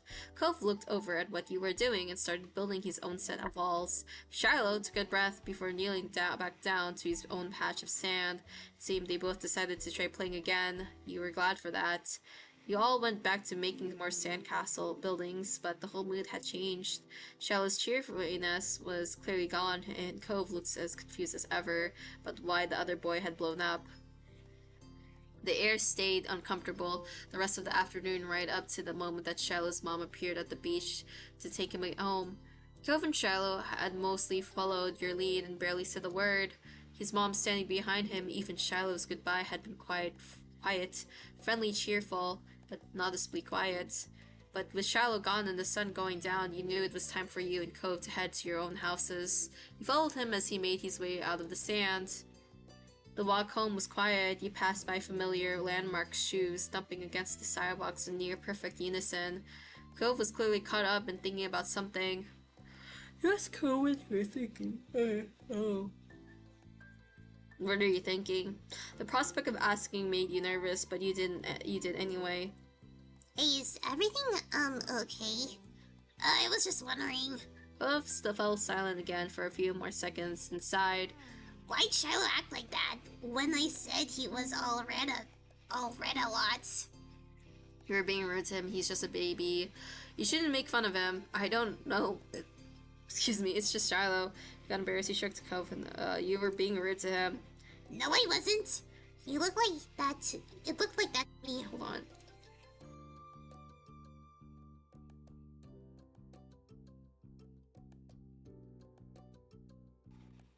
Okay. It looked like that to me. And it wasn't just saying that one thing. You're not very nice to Shiloh. Yeah, you really aren't. Why are you not nice? I don't mean it like that. Shiloh's kind of weird to talk to. See, that's kind of rude. I guess I can get it. Why he would do that. Sometimes I get really mad too. Despite seemingly coming to a conclusion, Cove's mood was still sour. What Shiloh said didn't make sense anyway. Parents always talk to other parents and set up stuff so their kids play together. My dad didn't do anything weird. He struggled to not to make a face at that. His dad definitely did something weird to try and get to you to spend time with Cove. Yeah, that with the $20 and all. But Cove didn't know that. Nobody's making me spend time with you. Your dad does do stuff, and so you'll hang out with my family. But Shiloh shouldn't have said that. You decided to tell him about what he. Hey, so Cove, there's something I think you need to know. Oh, remember when you talked about your parents met and I didn't know what happened? Yeah, I kind of had something happen that you don't know about when I met your dad. As you struggled to find the right words, Cove looked at you passively. You wilted under his gaze, breaking eye contact. You stared at the ground. I was walking home and your dad was sitting in front of the house. It must have been after you ran away. My moms weren't there either. I think they were looking for you. Your dad saw me, he got up and came over. Mr. Holden told me that he just moved into the house next to mine. You took a look at Cove. He was still listening, his expression as plain as before. You paused for a moment, wondering if you should really keep going. Oh, is this game is telling me, like, are you sure? Are you really sure you want to tell this kid? What if we do? I'm really curious what happens if we do. This is probably gonna be really damaging to our friendship later. Even if it was supposed to be a secret, you thought Cove should still know. Your dad wanted you to have a friend, so he offered me money, $20. Cove was still so still. He thought he hadn't heard you. Then his eyes widened and his mouth fell open. But no sound left him. Silence stretched between you, so tense that it was almost tangible. You shifted from one foot to another and your hands tensed up. Cove? Instead of speaking, he closed his mouth, his eyebrows bent up, crinkling his forehead. He looked more sad and surprised now. He was going to cry. You were certain of it. I didn't take it. The money. I just ran away, honest. Cove raised his hands and brought them up under his glasses. His fingers pressed over his eyes, hiding them from your sight. Then, right in the middle of the street, the tears began to fall. His shoulders shook with the force of his sobs. You could glimpse wetness through the cracks of his fingers slipping down his cheeks. You opened your mouth, but you had no idea what to say. You stepped closer, you placed your hand on his head, you touched your shoulder, stayed by him. Stayed by him. You couldn't go anywhere with Cove in this state, but Cove shook his body from side to side, rejecting your presence. Go away! You flinched at the shout. As you stood there listening to him cry, you felt uncomfortable over the scene he was making, concerned for him, bad for everything, bad about everything. You wished you were still making sand castles on the beach, before Cove was sad, before Shiloh was mad. Everything had been so much better then. Cove continued to weep, with his face covered by his hands. Worse, his voice raised in volume. You were frozen in place. The situation was awful, and you kept feeling worse every second. Stop being so loud, please don't. Oh, that's so mean saying that. Please don't cry. I'm sorry, Cove. He hugged me, started to cry. Wait, we start crying too. Let's start crying. You didn't know what to do to stop Cove from crying. He began to panic. Before you realized it, your eyes were misting over, then you were crying with him. You couldn't stop, okay? You heard a door opening and you flinched, expecting to see one of the mean old grandparents preparing themselves to yell at you. The Sarah, most people weren't around either because they were working or down in the town, but the grandparents rarely left the house except to complain about children making noise in the street. With the ruckus Cove was making, you could kind of understand why they might have objections, even if he couldn't help it. But the door that stood open now didn't belong to the grandparents. To your utter surprise and relief, it was Cove's. Oh, his dad was already home. Oh no. Oh no, poor Cove. I'm so sorry. This is awkward. Oh no! As he peeked out his door, Mr. Holden momentarily looked unsure. Perhaps he had suspicions on the noise outside, but wasn't entirely positive, though a kid crying is pretty distinct, and there aren't a lot of kids. Maybe he didn't want to believe something might be wrong with his son. Yeah, it's kind of your fault on this situation. His face fell as he spotted the source of commotion. It was pain, and it all was scared, and it reminded me of the one who'd warned the first night you'd met Cove. Mr. Holden didn't go down the steps in front of his house. He just jumped right over them and stumbled into a run. He skidded to a stop before Cove, bent down on one knee, and then solidly cupped Cove's teary face with his hands. What's wrong? Are you hurt anywhere? Cove continued to cry, unable or unwilling to cough out an explanation. Not taking his hand from Cove, Mr. Holden turned to you for explanation, his eyes wide and imploring. He wanted to know if you tried to make me hang out with him. I told him about the money. Oh no, the face he's making. As he spoke, Mr. Holden's chest rose while he inhaled a deep, shaky breath, culminating in the gasp at your final words. Oh no, we're gonna get blamed. No! Why? Why would you? He clamped his mouth shut, shaking his head. He faced his crying son again. Cove's dad will remember this. Oh no. He's gonna hate us for a bit. No, it's my fault. I shouldn't have done something like that in the first place. He cast his eyes down, sighing. When he next spoke, it wasn't part of a conversation anymore. It's barely loud enough for you to catch his words. Bert's only a kid. The tears were still streaming down Cove's face. Smiling sadly, Mr. Holden wiped Cove's cheeks with a thumb. He furrowed his brows and looked at the ground. He next glanced up, his mouth was setting with determination. Mr. Holden finally took his hands off Cove. He reached for his wallet, confused. Confused, he stared at the little rectangle that all adults seem to carry in some shape or form. Please don't give him $20. Don't use the $20. Don't give us $20 or him $20. Don't do that strat again. But in the source of all these problems, you're sure that Cove wouldn't want to be reminded of it right now. Mr. Holden was clearly of a different mind to you.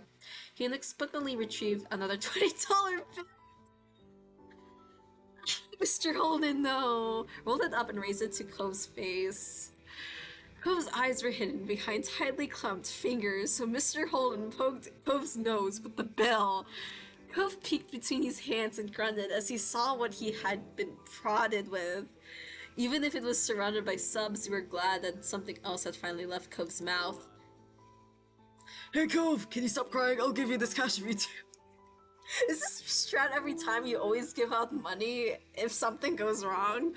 Cove dropped his hands from his face. It had already been red and wet with tears, but now his features were scrunched with a scowl. Not for the first time he questioned Mr. Holden's tactics. He had to use two hands, but Cove firmly shoved his dad's own hand away. But Mr. Holden just chuckled at Cove's reaction and tossed the money aside, and unfurled as it flew through the air, rising down, slowly drifting to the ground. Mr. Holden took Cove's outstretched wrists and lowered them to Cove's sides, stopping him from hiding his face once again. Cove's dad clearly wasn't going to let go. Huffing, Cove turned his whole head away, tears continuing to roll down his cheeks as he glowered at the ground. You can buy a lot of cool things with that, but it can't do everything, can it? Cove didn't respond, not even to look at his father. Mr. Holden continued. Your old dad likes to make things nice for you with the money he earns, but you're smart, you know that I haven't really done anything. I still make you sad and upset. I'm just, like, right now. I'm sorry. Cove sniffed, in harsh line of his brow mellowing. Mr. Holden squeezed Cove's hands as he continued. Bird is smart. Oh, Bird is smart too, right? Mr. Holden spoke in a soft, encouraging tone, and Cove continued to calm. You have nothing to worry about, except for me. Mr. Holden chuckled. Cove pressed his lips together, mulling over his father's words. Though the stream of tears had eased, drops still budded in his eyes and threatened to spill out. I love you, son, so much more than anybody else. Sometimes that makes me a little too hasty to see you happy, and I make it all worse. I'm really sorry. Scrunching his eyes tight, Cove nodded. When his eyes opened again, they were red and glossy, but there were no tears left on the precipice of his lower lashes. Aside from the occasional sniff, he was mostly back to his usual self. He swallowed. Though Cove had refused to echo Mr. Holden's exact words, the sentiment seemed to be enough for his dad. He moved his hands up under Cove's armpits and hoisted Cove high into the air with a grin. Cove's hand flew to his glasses, holding them back from falling off. Cove's lips were shut tight, all betrayed by the telltale smile in his eyes that he was trying hard to hide. Mr. Holden laughed, lowering Cove so that he was securely pinned against his chest. Cove looked away, face angled to the ground. Not that his dad could no longer see him, he was allowing himself a smile. Mr. Holden might have missed it, but you didn't. Cove wriggled, pushing a hand against his dad's shoulders. can I go back down now? Yeah. Mr. Holden set Cove gently on the ground, waiting until his feet found their footing before releasing him entirely. I have to do something. Wait here. As Cove wandered away, Mr. Holden's gaze stuck to him like glue. He sighed, eyes downcast. He felt weird that you hadn't only been able to stand there while the event unfolded, you weren't able to fix it. I couldn't do anything. Don't worry about it, please. We don't need another tragedy today. He winked at you, and you weren't impressed. Hey, I mean that. The first part anyway. There's only so much you can do to try fixing someone else's mistake. He smiled sincerely at you. You've done plenty for Cove, just the fact that you were honest with him when his dad wasn't proves it. Yeah, it's kind of a terrible tactic to do to your son with the $20 bill. Not only once, but like twice too. Like, come on, man. Thanks for being such a good kid. I hope you'll be spending time with the boy. So the sound of his name summoned him. Cove returned, clenching the bill his dad had cast aside earlier. You cocked your head, and Cove's dad raised his eyebrows. Cove looked at the crumpled note, then walked over and held it out to you. I stopped crying, but I don't want this. You can have it. He gave you a small smile. Behind him, Mr. Holden was still watching Cove closely, clearly relieved. He shared the feeling. Cove was making peace with the deal that happened behind his back. Decided to take it. I mean, $20!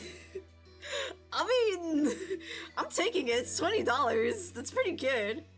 Gingerly, you pinched the slip of the paper between your fingers and slowly took it from Cove. He continued to smile at you. As a sign of Cove's trust, he believed you. Thanks for this, and I'm feeling okay now. Cove continued to look at you softly, his eyes wide and earnest. Yeah.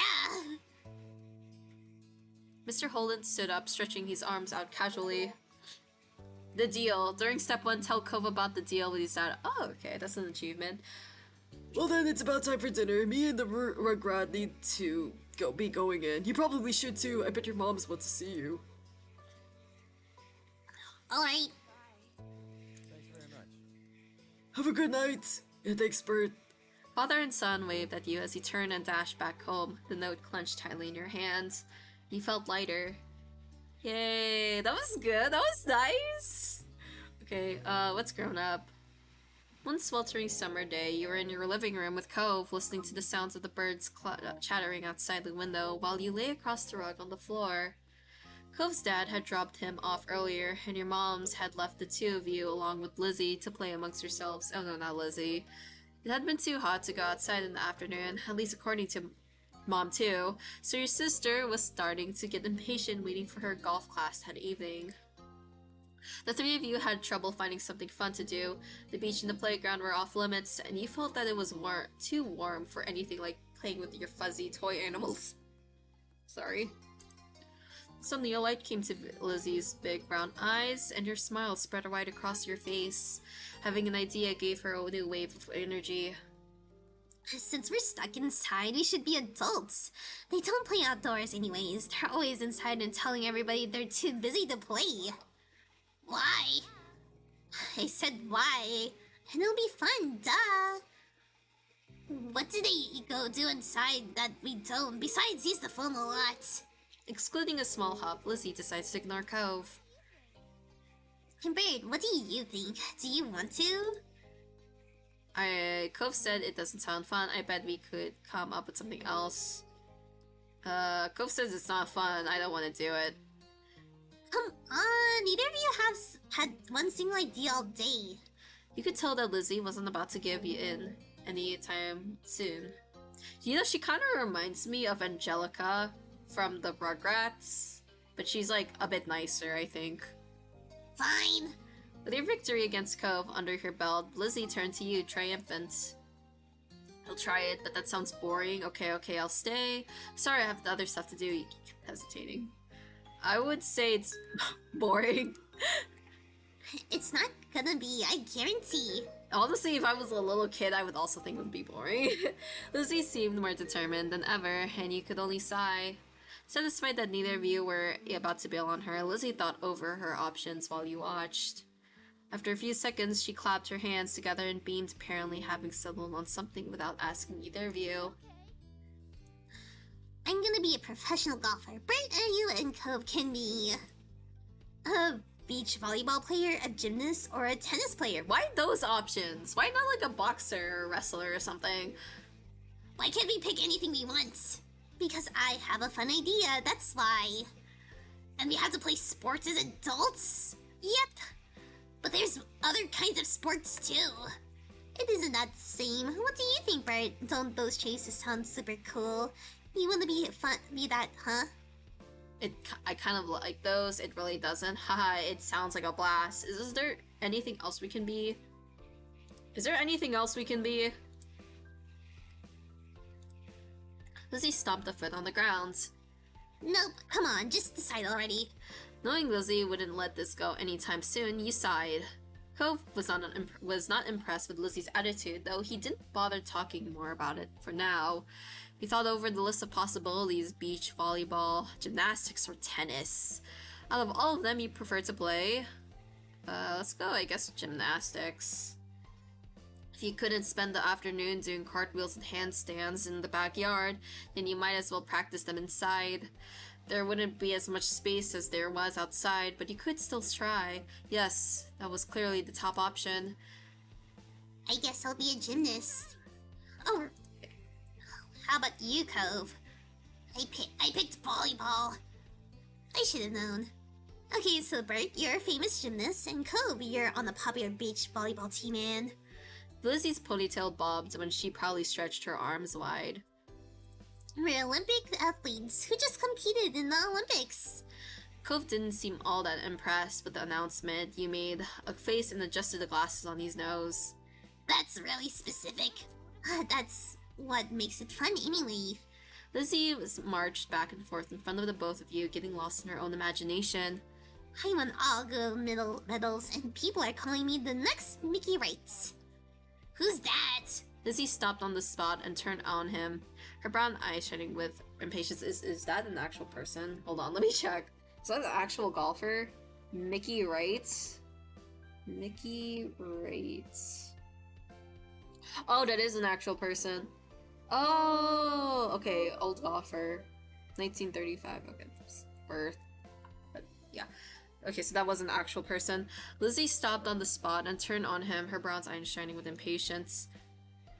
It doesn't matter if you know who she is. It's a golf thing. You guys won medals too.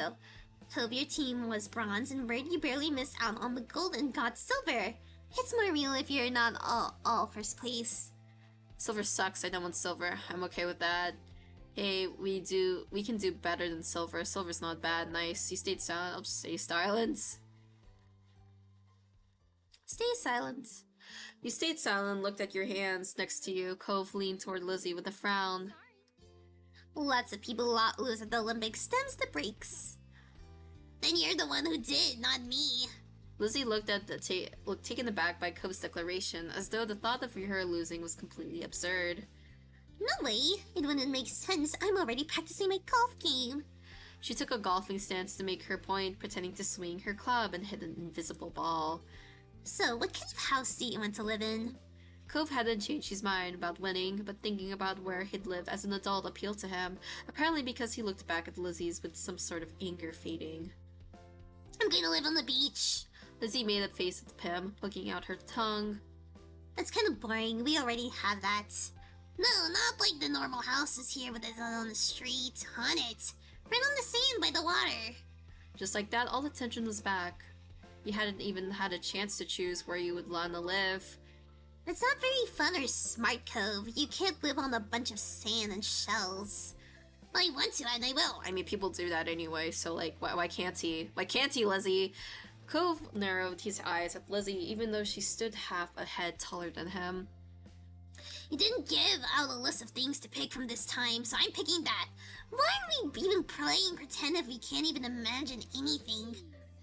Jeez, well, I'm gonna live in a mansion far away from here and far away from you. With one with an indoor pool and a place to practice my award-winning golfing. How come you were yelling about mine when your idea is even more impossible? Lizzie's face flushed red, her hands balling into fists at her sides. It is not impossible, and it's better than yours. Disagreements always seemed to crop up with the two of them. Were together, and you always felt like you were stuck in the middle. But when it comes to topics at hand, this time you thought, I think Cove is right. I think Lizzie's is pretty dumb. Cove is right. No, I'm staying with Cove in this. Cove's idea is good. You shouldn't say yours is the only right one. No one asked for your opinion. Well, too bad I made in this opinion anyway, Lizzie. Cove granted you a small nod, which was a rare moment of acknowledgement from him. You didn't think it was that a big deal. You can swim whenever you want if you live on the beach. We can still swim at any time we want from where we live now. Being a little closer doesn't mean anything. Says you! The two of them scowled at each other. You're being so unreasonable. You... I don't get what you want. The game doesn't make sense. It does. You have to be realistic. I said that. But you're not. You had no idea what to do to make them to stop at this point. It seemed like the two of them would just keep working each other up as long as they could. Nothing you'd say so far had kept them from being mad. Thankfully, like a greeting card angel, Mom walked into the room. Hi, Mom 1. Lizzie rushed to her, hanging onto the hem of her skirt and poking out her tongue at Cove. Lizzie, Ma, Lizzie, Bird, it's time for you to get ready to go. Sorry, you have to leave already, Cove. Her mom too said she'll walk you home, so you won't be left in the cold. Cove was still glaring at Lizzie, his face flushed with anger. I can go by myself. But, without giving Mom a chance to stop him, Cove stood up and stalked out the window, shoulders drawn tight. Okay? Worried, Mom turned to look down at you and Lizzie. You two were playing nice with our new friend, weren't you? You told the truth. I'll tell the truth. I'll be a snitch. They were fighting Cove and Lizzie for the whole time. Your sister's jaw dropped, looking betrayed as Mom put both her hands on her hips. Elizabeth! I told you not to be kind to him. He's having a hard time right now. Lizzie's mom closed back up. Lizzie's mouth closed back up, replaced by a tiny frown. I know I tried, but he was... No buts. We both know you can show someone a great time when you put your mind to it. We're going to apologize to Cove and his dad over the phone when he gets home from work tonight. Lizzie hung her head, dragging a foot across the ground in front of her. Okay, Mom. Good girl. You caught pieces of Lizzie sulking to herself about how it was his fault too, but it was over. Alright, we better get a move on. Let's go, kids. No, Noelani. Where did you leave the Keys. Oh, that's Mom too. Okay, Noelani's mom too. Mom hustled you all out the door, and you noticed during the car ride to golf practice that Lizzie was quite unusual. She was usually the first one to request which music to listen to in the car, but she didn't say a thing. Your parents noticed she wasn't in the mood to be bothered. They gave her space, and Mom too just asked you what you'd like to listen to. You picked your favorite song. It always made the car ride more fun. He chose the soundtrack to a cool movie you saw a couple of months ago. He chose a song you knew Lizzie liked. Maybe that would cheer her up. My favorite song. Eventually, Lizzie came around and started singing along with you. You both knew all the words, and your moms even sang along too. When the car ride was over, you spent the twilight hour watching Lizzie hit things with other girls her age. You didn't know much about golf, but you could tell that she really liked it, so you sat with your moms and tried to puzzle it out. It was nice sitting outside after being cooped out in the house all day, and you stretched out your legs to let the last few minutes of sun warm your skin. When the sun was finally out of sight, dipping behind the horizon, you all got ready to leave. Instead of going straight home, your moms took the family out to dinner. You went to a restaurant you had all been going to ever since you could remember. The whole afternoon had been a bunch of shouting you hadn't been able to stop, but you could kind of tell that this helped Lizzie a bit be less angry. The car ride home was quiet, with only the radio providing escape from silence. Lizzie had been in better spirits now, but the closer you got to your neighborhood, the more she wiggled in her seat and frowned out the window. She knew what was coming when you all got back home. Clearly, she was dreading it. Soon enough, Mom was turning onto your street, then reversing into the driveway. Once she cut the ignition, it was dead silent. No one spoke, only unbuckled their seats and opened their doors. Lizzie was the last one out. Once everyone was inside and done taking off the shoes, she propped her hands onto her hips. Now then, Mr. Holden's car is in his driveway, so he should be back from work. That's good news, isn't it, Elizabeth? You and Cove can hash things out before the day's done. Lizzie didn't complain or put up a fight. Her head ducked so she didn't have to meet anyone's eyes. She nodded once. Good. Let's move to this kitchen. Mom went over to the house phone. The rest of you following behind her. Mom, too, put a gentle hand on Lizzie's shoulder as they walked side by side. She watched them from the back. This was only happening because you told on Lizzie. You didn't regret it. You felt a little guilty, like you had betrayed your sister. You hadn't liked doing it, but had to. But it was her fault for doing it in the first place. I think I would feel a little bad. You could still remember that look on Lizzie's face. There was no doubt she felt that way about it. Lizzie could hold a grudge if she was really upset. Would she hold this over you? You hoped not. The four of you stood around the kitchen in the lopsided square. All eyes were on Lizzie, who kept her gaze on her feet. You remember the number of Cove's house, don't you, honey? Lizzie jerked her head in another nod, sullen. Without further promptings, she stepped forward and she began to dial. Mom reached over and pressed the button on the base. Suddenly, you could hear the phone ringing. She turned on the speaker. The phone rang a couple of times, then stopped. Mr. Holden's warm voice came through the other end.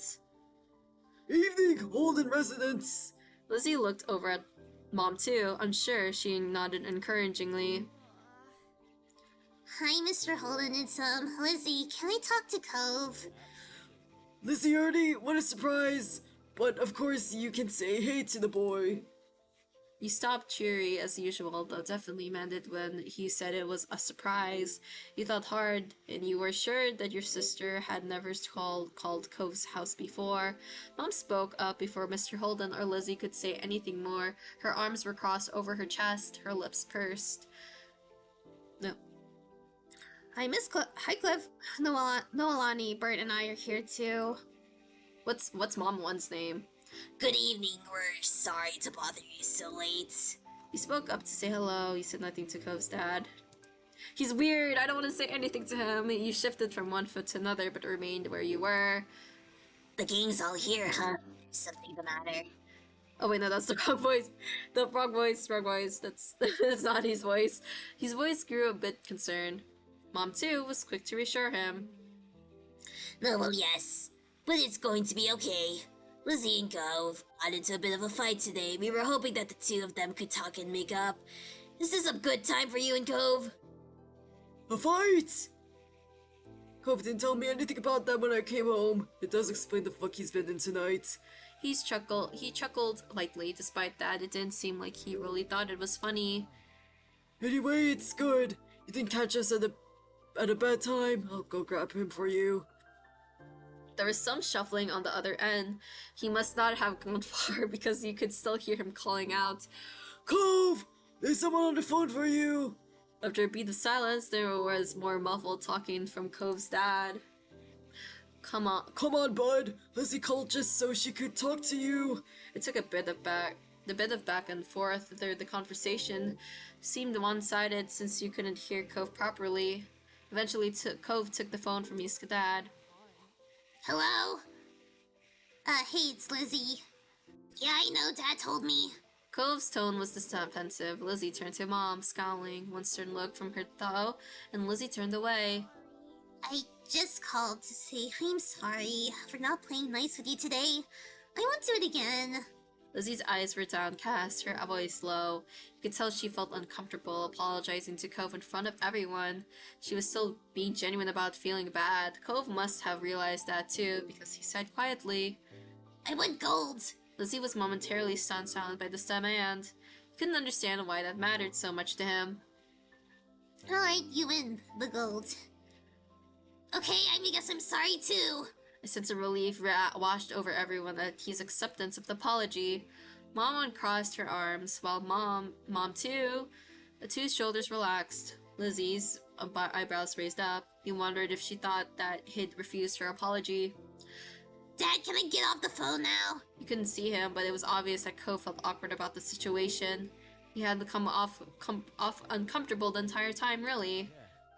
Yeah, you can go back to your room if you want. Be sure to say goodbye first, though. Bye, Lizzie. Bye. With that sound, Cove must have handed the phone to his dad and left, since Mr. Holden spoke up. All's well that ends well, as they say. Thanks for arranging this. I'm sure he appreciates it. As Mom replied, Lizzie tugged on Mom too's shoulder hand to catch her attention. Can I go now, too? Sure, sweetie. Thank you for apologizing to Cove. Mom flashed a brief smile at Lizzie and nodded her agreement. Given permission to leave, Lizzie scurried off towards the stairs. She seemed to be feeling much better with the incident behind her. Mom and Mom too returned to their phone, taking it off the speaker. They continued talking to Mr. Holden, who couldn't tell what about it. Who couldn't tell what about. You were glad that was the end of it all. Lizzie and Cove might not get along and probably still won't, but they weren't mad at each other anymore. Mom and Mom too weren't upset either. Everything was finally back to normal. With the thought, you retreated to your own room with a spring on your step. Yay, okay. Shopping. Come back before it gets dark, alright, sports? A familiar voice drifted across the street and you drew your attention away from the snail you'd been watching and slowly crossed the pavement. Okay. Cove waited in front of his dad, pushing his green hair back off his face from where the breeze was blowing it over his glasses. He looked to be paying only a mild amount of attention as he was being handed a few slips of green paper.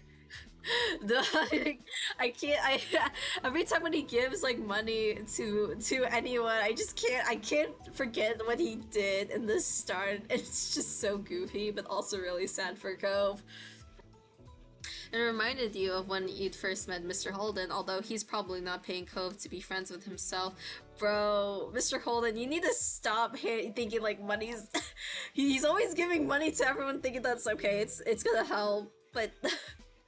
I don't know. He's always keeping up funny. Cove's dad seemed to feel your gaze somehow, or maybe you made a noise because a second later his eyes were on you. He waved you over with a smile. He looked happy to see you, but you still felt a little weird for getting caught. Gotta learn more to be more sneaky. He's gonna give us a $20 bill to hang out with Cove again, isn't he? You brushed your hands together to free them of sand, then jogged over to join them too. Good to see you again. What excitement are you up to, Bert? Nothing. Oh. You toed the pavement in front of you. It would be nice to tell them about the snail you found, but you didn't know if they liked snails. After you finished answering the question, Mr. Holden's attention returned to Cove. He was preoccupied with folding the pills he had into a tiny rectangle. Sounds fun. It does. You weren't sure about that. You know Cove was about to hit the stores by the beach. Why don't you go with him? You shrugged. Cove was in the process of making a similar motion. You didn't have anything else to do, and you hadn't been in the stores in a few days. Maybe there was something new to look at. Maybe is it okay? That okay? I was going to buy myself, but I guess it is. You don't have to. Great, I'm sure you guys will have loads of fun. Yay, store. Yay, ice cream. Mr. Holden reached his pocket and pulled out a leather wallet. No, not again! Leather wallet filled with money. You found it odd since your moms only seem to have cat cards in theirs. Not again! Not again! He leaned in the past the crisp 10 to Cove. Okay, it's a 10 now, not a 20. Giving him a wink and a whisper. Get something for your friend, Sue. He's gonna be like the money man to me now from the entire game. Sure. That's my boy. Cove's dad ruffled his son's hair as he was straightening back up the bill. His hand still held out towards the green-haired boy. Take care. Cove accepted the bill after a second and slipped it into his pocket. Then with one last nod to his dad, he turned and started walking. He followed after him, intrigued at the possibilities this outing might bring. Cove strayed towards the gentle tide creeping up the sand, and he fell into the place beside him. It was a nice day, the sun was shining, and there weren't any clouds in the sky, though the wind coming off the ocean kept it from being too hot. He took in a deep breath, enjoying the sound of salt and ocean air. When you looked at Cove, he was dragging his feet through the sand a little, and you slowed down to wait for him.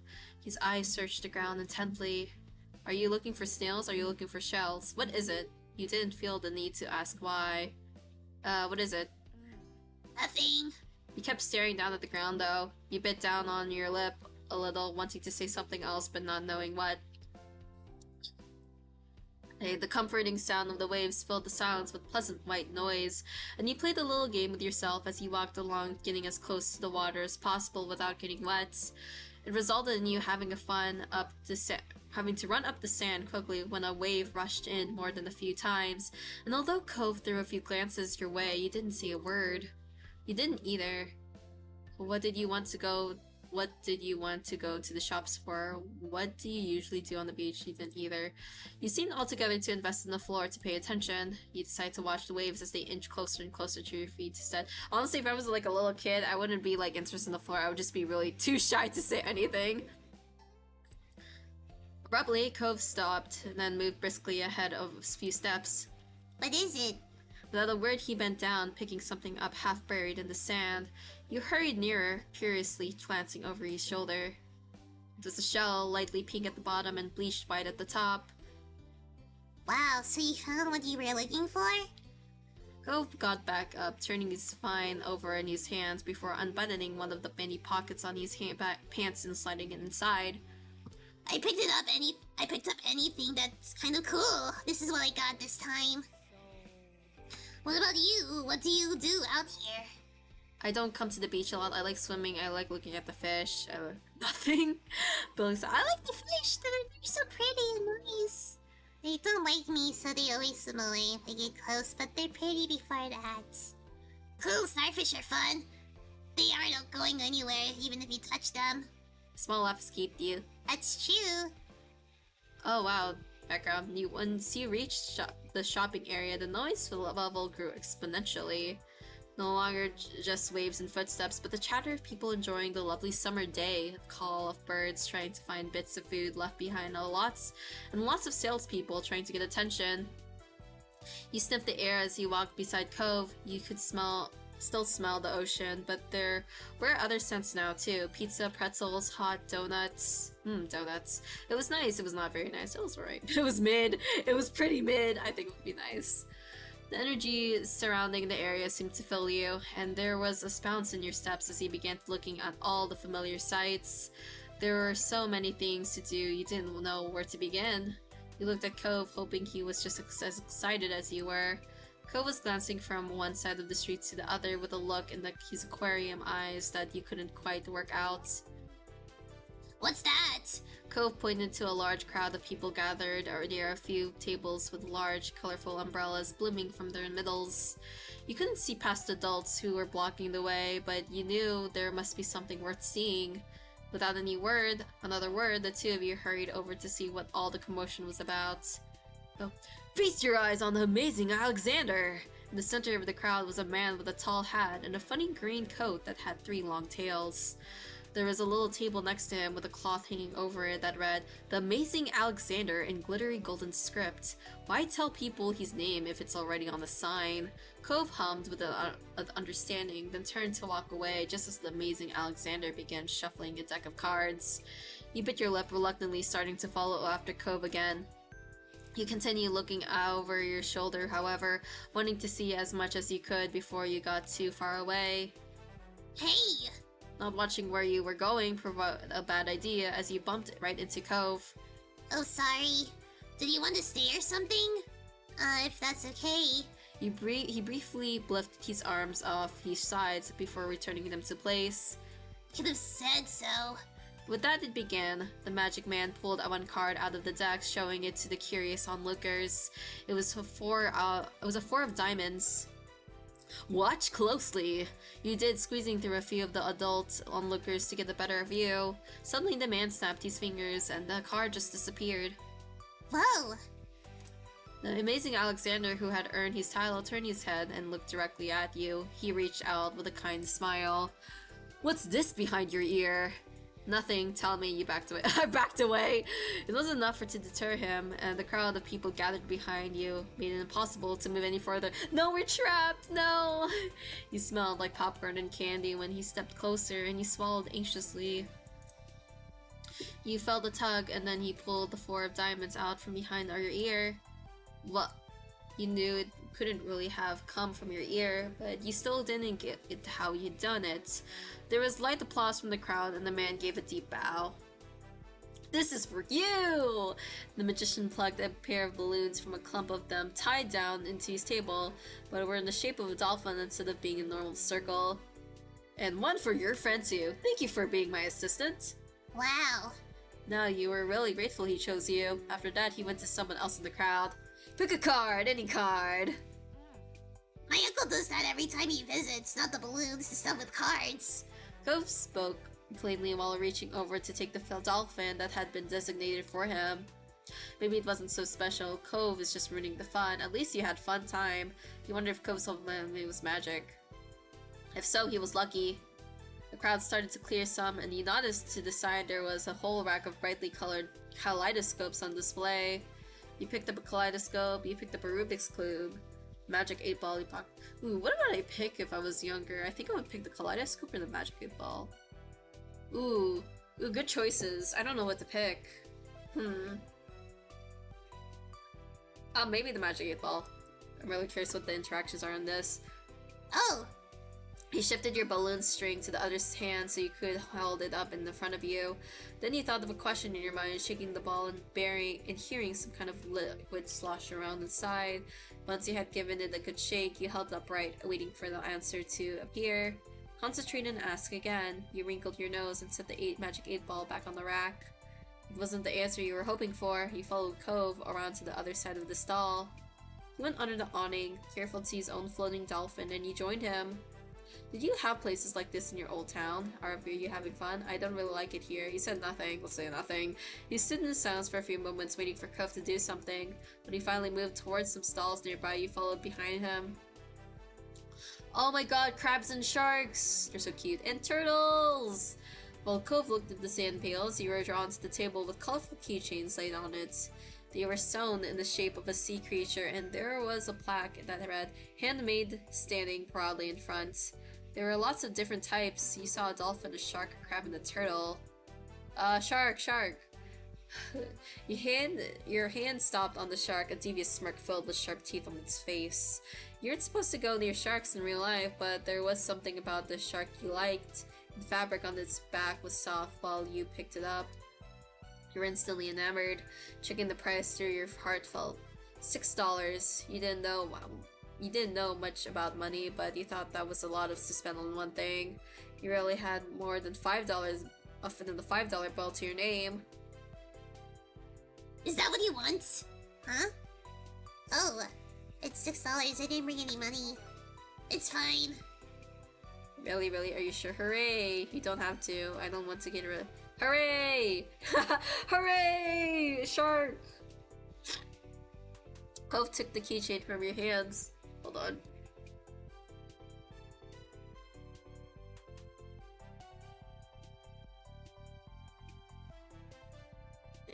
Cove took the keychain from your hands, and that was it. He was holding a small yellow bucket for himself too. My dad told me to. You were a little nervous, but happy with your purchase nonetheless. It was nice of Cove's dad to let Cove buy something for you too. After Cove paid, the two of you stepped out of the store side by side, your balloon dolphins knocking together and spiraling around the air.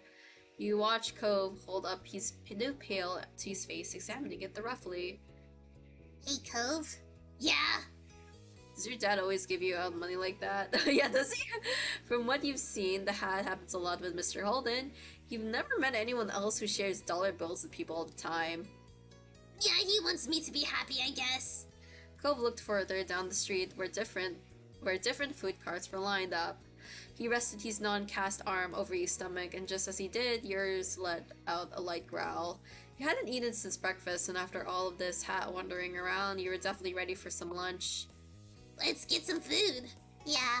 You two wandered around the short while, looking at all the delicacies that were available. Everything looked delicious as the different smells, both sweet and salty, wafted over to you. Your stomach growled even louder. After passing up hot dogs, snow cones, ice cream, and pizza, you both agreed on pretzels. Cove got something sweet and cinnamony, and you got a plain one. Ooh, chocolate. You licked your lips hungrily as the vendor handed your pretzel over, ready to take a bite. I wonder how, like, picking a shark and then picking a chocolate pretzel actually affects, like, my relationship with him, though, with the Cove. It had tiny marshmallows on it and was dripping with chocolate, just how you liked it. Your moms didn't like it to eat too much sugar, but that was a special occasion. You found an empty table close enough to the beach that the grit of the sand made terrible noises when you dragged chairs out to sit down. These balloons are gonna make it hard to eat. What do you mean? Oh yeah, okay, because they're blocking them. Cove placed his bucket on the table as he stared at his still balled up hand that was wrapped around the string. You opened your mouth to agree before an idea hit you. I know. After carefully placing your pretzel somewhere it wouldn't get sandy, you tucked the balloon dolphin out of Cove's hand and tied it into a delicate bow around his wrist. Oh. I feel like that might still get in the way. Cove bounced his arm up and down in place, testing the stability of your knot. After watching his balloon jostle around but remain attached, he smiled, satisfied. Could you help me too? I can't tie it on my own wrist. He repeated the ritual. Cove struggled somewhat with the cast restricting his fingers on one hand, and the string already tingled around the other. Got it. The two of you spent a moment admiring your handiwork, both hands now free to allow easy munching on your pretzels. You bit into the doughy treat, savoring the taste on your tongue with a smile as you looked out over the ocean. After the time you finished your pretzel, you were done before Cove. It was boring not having anything to do.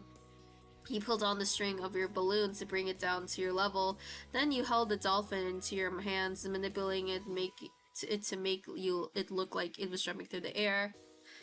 If you turned to face towards the beach, it almost looked like it was swimming in the waves like a real dolphin. A laugh came from your side. When you glanced back at Cove, he had left the remaining part of his pretzel in the wrapper, and he was gripping his dolphin too.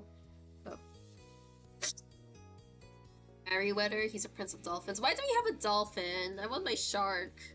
Mine's name is Splash. They start movies. Mine's name is Cherry. She's actually an alien.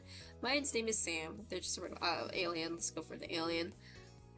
When no one is looking, she transforms back into her true alien self. She has purple skin and 10 eyes.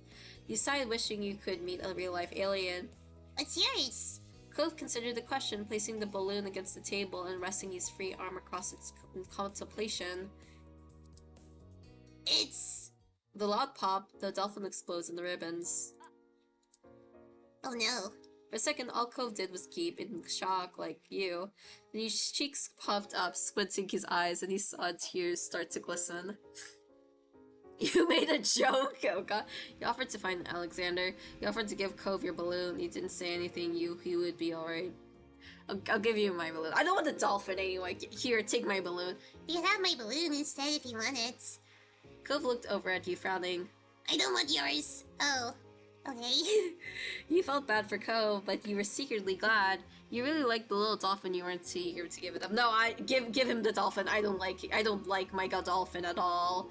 Cove spent the rest of the outing sniffling and didn't say much else.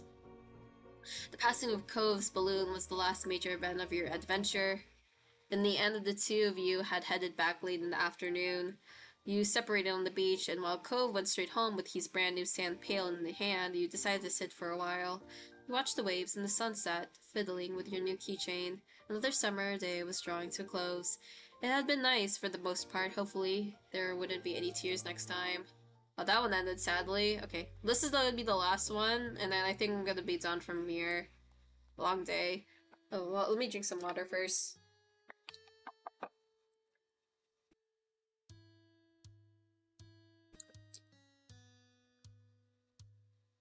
Okay.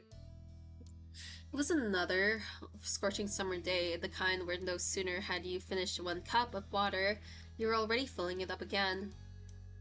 Everyone else had something on, so that afternoon it was just you and Shiloh. This didn't happen much, especially since Cove had arrived. Without Lizzie around, Shiloh looked to you for all the answers it made you feel. Pleased, frustrated, nothing. Shiloh went along with whatever you wanted, so he wasn't bothered, but he also wasn't that much fun. You drained yet another drink, and frowned at the empty vessel. Your thirst was gone, but you still craved something icy, cold, and refreshing. Something sweet, something like... ice cream... Ooh, ice cream cone. Nothing beats a classic creamy scoop of ice cream on a day like this. There was nothing like that to be found at home. He knew that without needing to look, your moms didn't keep sweets in the house. Outside, there were plenty of places where such goodies could be obtained, but they were shops and demanded payment in exchange for their products. You sighed, you voiced your predicament aloud, you asked Shiloh for help. He sighed. As much as he really wanted that treat, it wasn't going to happen. What's wrong? I want an ice cream cone.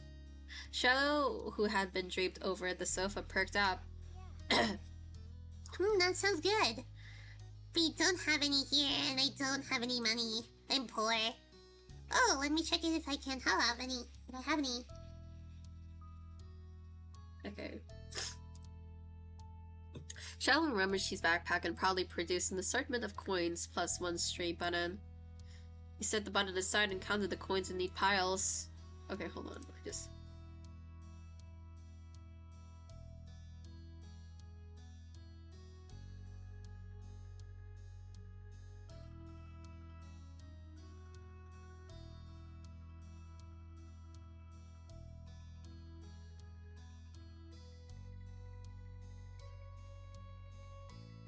Hold on, I'll be right.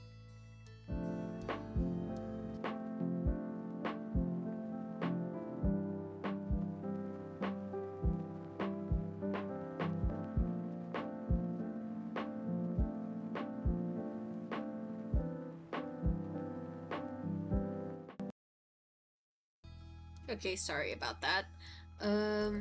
Just over $1. You announced this to Shiloh.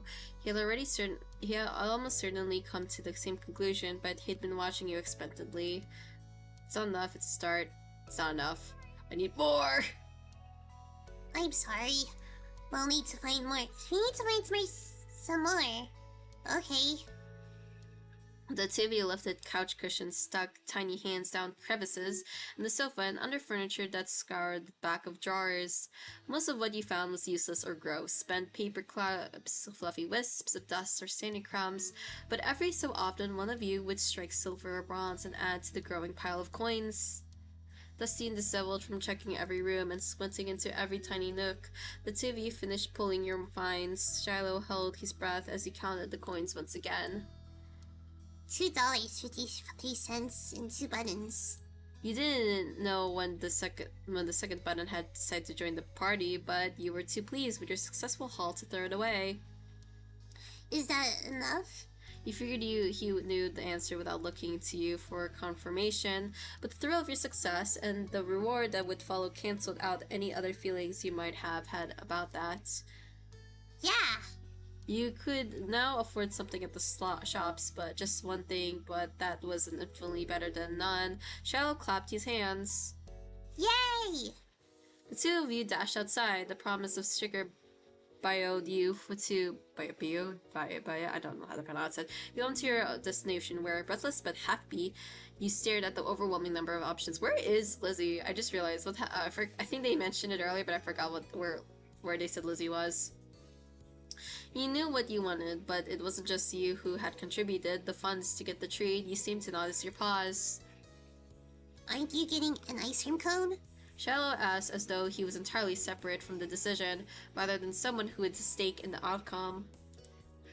Do you mind? Shiloh cocked his head to the side. It was your idea, you should choose. You went ahead and got what you wanted originally. Are you sure, really sure it's okay? You tried to get something you both wanted. I want mine. Ice cream cone. You were thrilled that Shiloh wasn't going to be an obstacle between you and your original choice. Without wasting another second, you exchanged cold, hard cash for equally cold, but maybe less hard dessert.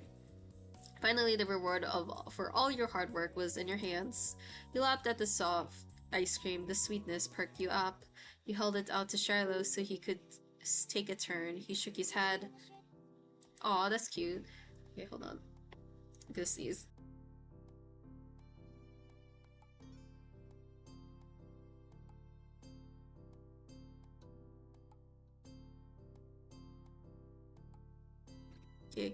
He didn't want any after everything he did to help get it. That was weird. But you accepted the offer. You tried to include Shiloh. You hesitated. It's okay, Bert. You wanted more than I do, and I'm really happy that we got to play today already. You finished it. Well, it wasn't worth arguing further. The frozen treat was being worn away by the sun and starting to trickle dangerously towards your fingers. If you waited for much longer, then neither of you would be getting to eat it. Alright, thanks. The two of you began to head back home. As you ate, you offered the treats one more time to Shiloh, but he refused again. You walked side by side on the shore in silence, but your thought kept drifting to the boy beside you. Why didn't he speak up for himself? It was almost as if Shiloh didn't know how to say what he felt, or was too afraid to. You figured that was his problem and didn't care. Are you scared of me? You thought of this guy. Are we friends? Wait, hold on. Let me go back. Can I go back? Actually, I don't want to say that because I'm kind of sure that we are. Hold up. Should have saved.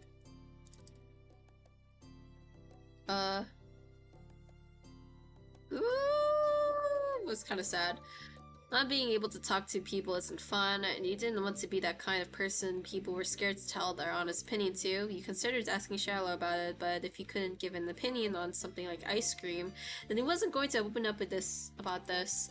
He hoped for the best. Maybe you were wrong, or if you were right, maybe he'd feel better about it soon. Shiloh made you unsure about setting a label on the experience of spending the afternoon with just him. There had to been good times, and there had been confusing ones. You were positive of one thing at least: the treat was delicious and that was nice. The sun was low and on the horizon as you returned to your neighborhood. There you spotted two familiar figures up ahead, Lizzie and Cove. Oh, why are they together? You opened your mouth to make your presence known to them just as you saw the tears on Cove's face. Oh, what God. Lizzie, what did you do? You walked straight over, Shiloh at your heels. Once they were there, you defended Cove. Took a moment to make a joke, accused Lizzie for causing trouble, carefully asked what happened. Without the time machine, the only way you were going to find out was by asking the witnesses. Lizzie might have done something, but she could have been in the wrong place at the wrong time, or even come to Cove's aid. You wanted to hear the story. Cove, what happened? Bert, I got yelled at. He took a deep, steadying breath. Some grandparents got mad at me. Sorry. Lizzie jerked her head in the direction of a nearby house. Your heart sunk. You knew exactly what had happened. Every year, the same mean old couple rented out the condo for the summer. You, Lizzie, and Shiloh knew to stay away from them, but Cove couldn't have. They're like that with everyone. Even your mom struggled to find anything nice to say about them, but the elderly pair particularly took offense to kids. Yeah, Lizzie too. Lizzie drew herself up at that. She looked pointedly in your direction. I was helping. That's so cool. Is there anything I can do?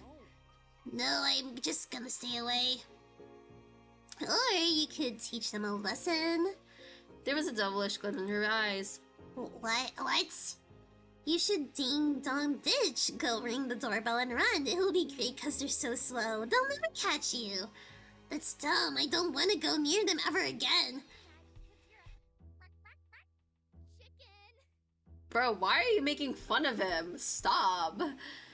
Cove glared at but didn't take the bait. Lizzie turned to you. You're not a chicken, are you? Yeah, cluck, you'd rather just avoid them. You thought they deserve worse. Rather just avoid them. You looked at the house. Behind those closed doors looked two beings, rich in years, but poor in patience. Maybe they deserved a retaliation, maybe they didn't, but that punishment wouldn't be coming from you. It was safer to stay far away from them. You could live without his hassle. I'm not doing it either. Another chicken for the coop. This is a hen house now.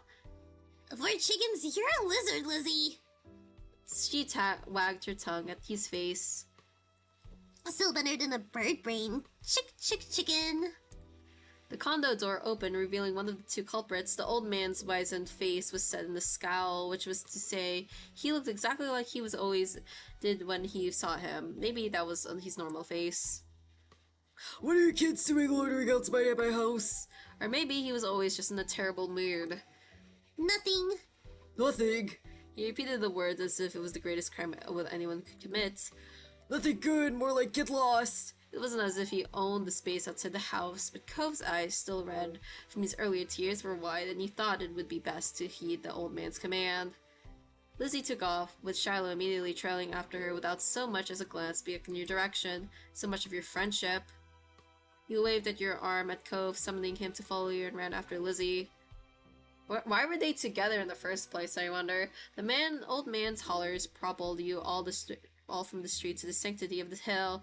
Well, only once you were safe did you notice the stitch in your chest and ache of your legs. He flopped down, the blades of grass tickling your face. Lizzie, who had taken the lead in the end, was already lazing on the ground.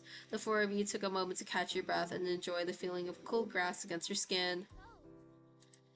Cove lifted his head. I told you there were mean grandparents around here. Cove rolled his eyes and decided this wasn't dismissive enough and rolled his whole body away from your sister. Lizzie chose to ignore his response and started chatting to Shiloh, who eagerly joined in the conversation. In the back of your mind, you knew you'd be second fiddle against to Shiloh once Lizzie came around. It always went that way. And it was fine, you thought, and still felt a little sad after how much time you spent together today. I don't really care. Shiloh could prefer Lizzie as much as he wanted to. You closed your eyes, laid on your side, and relaxed. Some time passed with you like that. It felt good to take a real break. You moved onto your back with a small smile and looked at the darkening sky. The blanket of clouds reminded you of a thick throw you curled under on cold, rainy days. You wondered if the clouds would be soft. They lazily floated on by, splitting from each other, merging and morphing into new shapes. You saw a dolphin, car, alpaca, smiley face, cloud shapes is boring. Alpaca. You saw a fluffy alpaca in the sky. You nudged Cove and pointed it to it. Can you see the alpaca?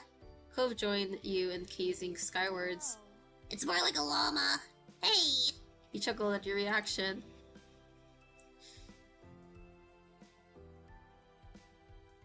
All the sun's light faded from the sky and the moon rose higher. Lizzie, got to her feet, dusting strands of grass from her bare legs, and surveyed her surroundings. The ocean, visible from the crest of the hill, beckoned with every sweep of the tide. Let's go to the beach. There was no argument with the other two. Shiloh was still Shiloh, and Cove would never no to going to the shore. He was the child of the sea. You? Want to go there too? We're too tired to argue. Object to the plan. We're happy to do whatever they want to go there too. So he eagerly joined the others in descending the hill down the water. Oh, that castle's still there. Okay, hold on.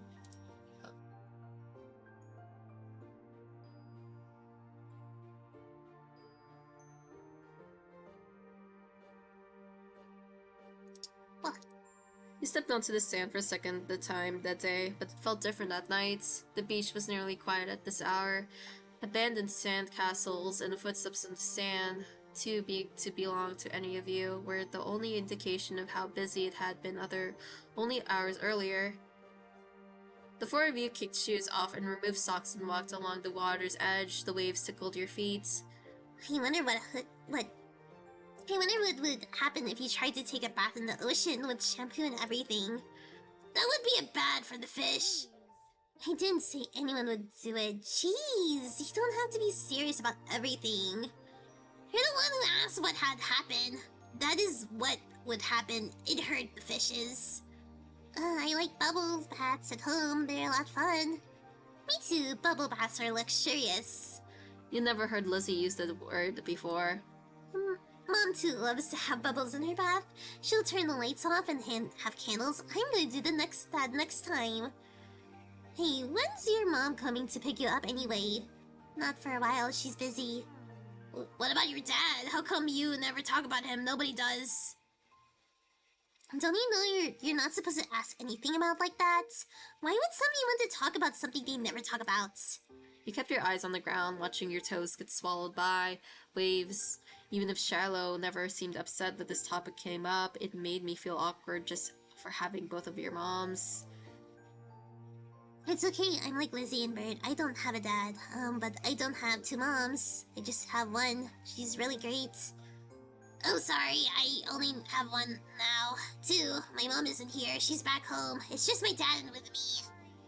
Well, I never had a dad or anything, so I don't feel bad. It's really sad that your mom is gone.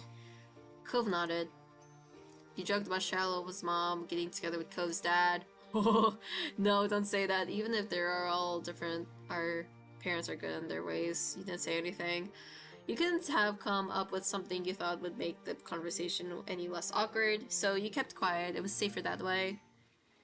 The silence broke with a splash as Lizzie kicked in your direction. Cold water and soda and sand splattered against your legs. Lizzie giggled, foot still outstretched from the kick. Cove joined in, striking the incoming waves to make a splash of his own. Shiloh scurried out of Cove's spray zone with a grin. You made a run for it. You retaliated. Retaliate! Kill them! Kill them, Bert! You used your foot to smack the water pulling around you, sending an arc of sea foam flying back onto your sister. You laughed as you spluttered, some of the salty sea water having landed in her mouth. She spat it out. Yuck! She chased you, intent on revenge. You dashed up and down the coast, taking it in turns to be the predator and the prey, as well as joining forces to take down Shiloh or Cove. Alliances were silently forged and ruthlessly broken. Everything was fair game and more. Ah! Shiloh's brief exclamation was drowned out by the biggest splash, yet caused by him falling face first on the ground. That would have been bad enough without the wave that followed, cascading over his prone body.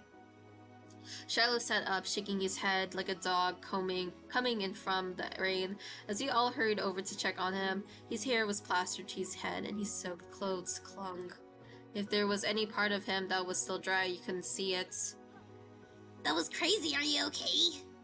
Yeah, my foot got stuck and I fell over. Way to go, Shiloh, you dumbo. You offered him to some help, let him go by himself. Shiloh didn't take your outstretched hand, for after a moment you dropped it. Lizzie was too busy snickering to notice and held her hand out to Shiloh too. He reached over and took it. Bro, why you— oh my gosh, we offered your hand to you! Okay, fine. Slowly he started to pull himself from the ground. Then he slipped on the slick sand, dragging him and Lizzie down just in time for another wave to hit. The water rolled over to him. Okay, never mind. Maybe that was a trick. Oh, never mind, it wasn't a trick. What were the odds of this happening twice in a row? He thought they must be low, but there's no way Shiloh would do something like that, or on purpose, that pretend it was an accident, especially not to Lizzie. Even if your relationship with Shiloh felt unclear, he did at least like her a lot. Lizzie was his favorite, right? Smiling boldly, Lizzie extracted herself from the ground and wiped a streak of sand from her cheek. She didn't intend to let this embarrass her. Shiloh got up again as well, this time without incident. He still looked like a drowned puppy, but that didn't stop Cove laughing at the two of them. With that, it was time to call it a day. The four of you made the journey back home, leaving a trail of wet footsteps and sand in your wake. Damp clothes may have weighed down some of the group, but your spirits were high. Your arms swung side to side as a cool breeze flowed past. Your moms were outside, chatting to Cove's dad. We're back! Your mom's faces fell as they took into the state you all were in, ranging from messy to soaked. Elizabeth, is that all you have to say for yourself? You brought half the beach back with you. They certainly did. What's Miracle going to do when she comes to get Shiloh? Is that how you want him to be for the long drive home? Cold and filthy? Lizzie's expression turned sulky over the scolding. Being the oldest would be fun, but it also meant she was the first to get in trouble when something went wrong. Mr. Holden, on the other hand, chuckled as he ruffled Cove's matted hair. You've been out making memories, Bucko. I'm glad you had a good time with your friends. Cove used his lightly moist cast arm to push his dad off. Mr. Holden's eyes widened when he noticed even that had gotten wet. Now he was worried too. I think they could have fun a little less risky way to spend time and had just as much fun. That might be right, kids. What can you do? Come on, Cove. Let's go get that clean off and dried off. We wouldn't want that cast to have to be reset. Cove winced at the thought. Okay. Little boy. Mr. Holden casually bent down and plucked Cove up off the ground, ultimately holding Cove against his chest. Sand was already transferring from Cove onto him, but that didn't seem to bother Mr. Holden. Cove protested being carried, but only got a reassuring pat on the back for his trouble. Good night, Cove. Thank you for the talk, Cliff. Night, Ernie, family, and Shiloh too. Well, we'd better do what we can to fix you guys up too. Come on, everybody inside. I will need to march straight to the downstairs bathroom. Yes, Mom. Okay, Lizzie's mom.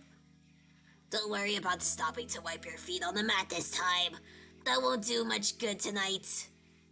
Sitting on an old beach towel your mom too had found.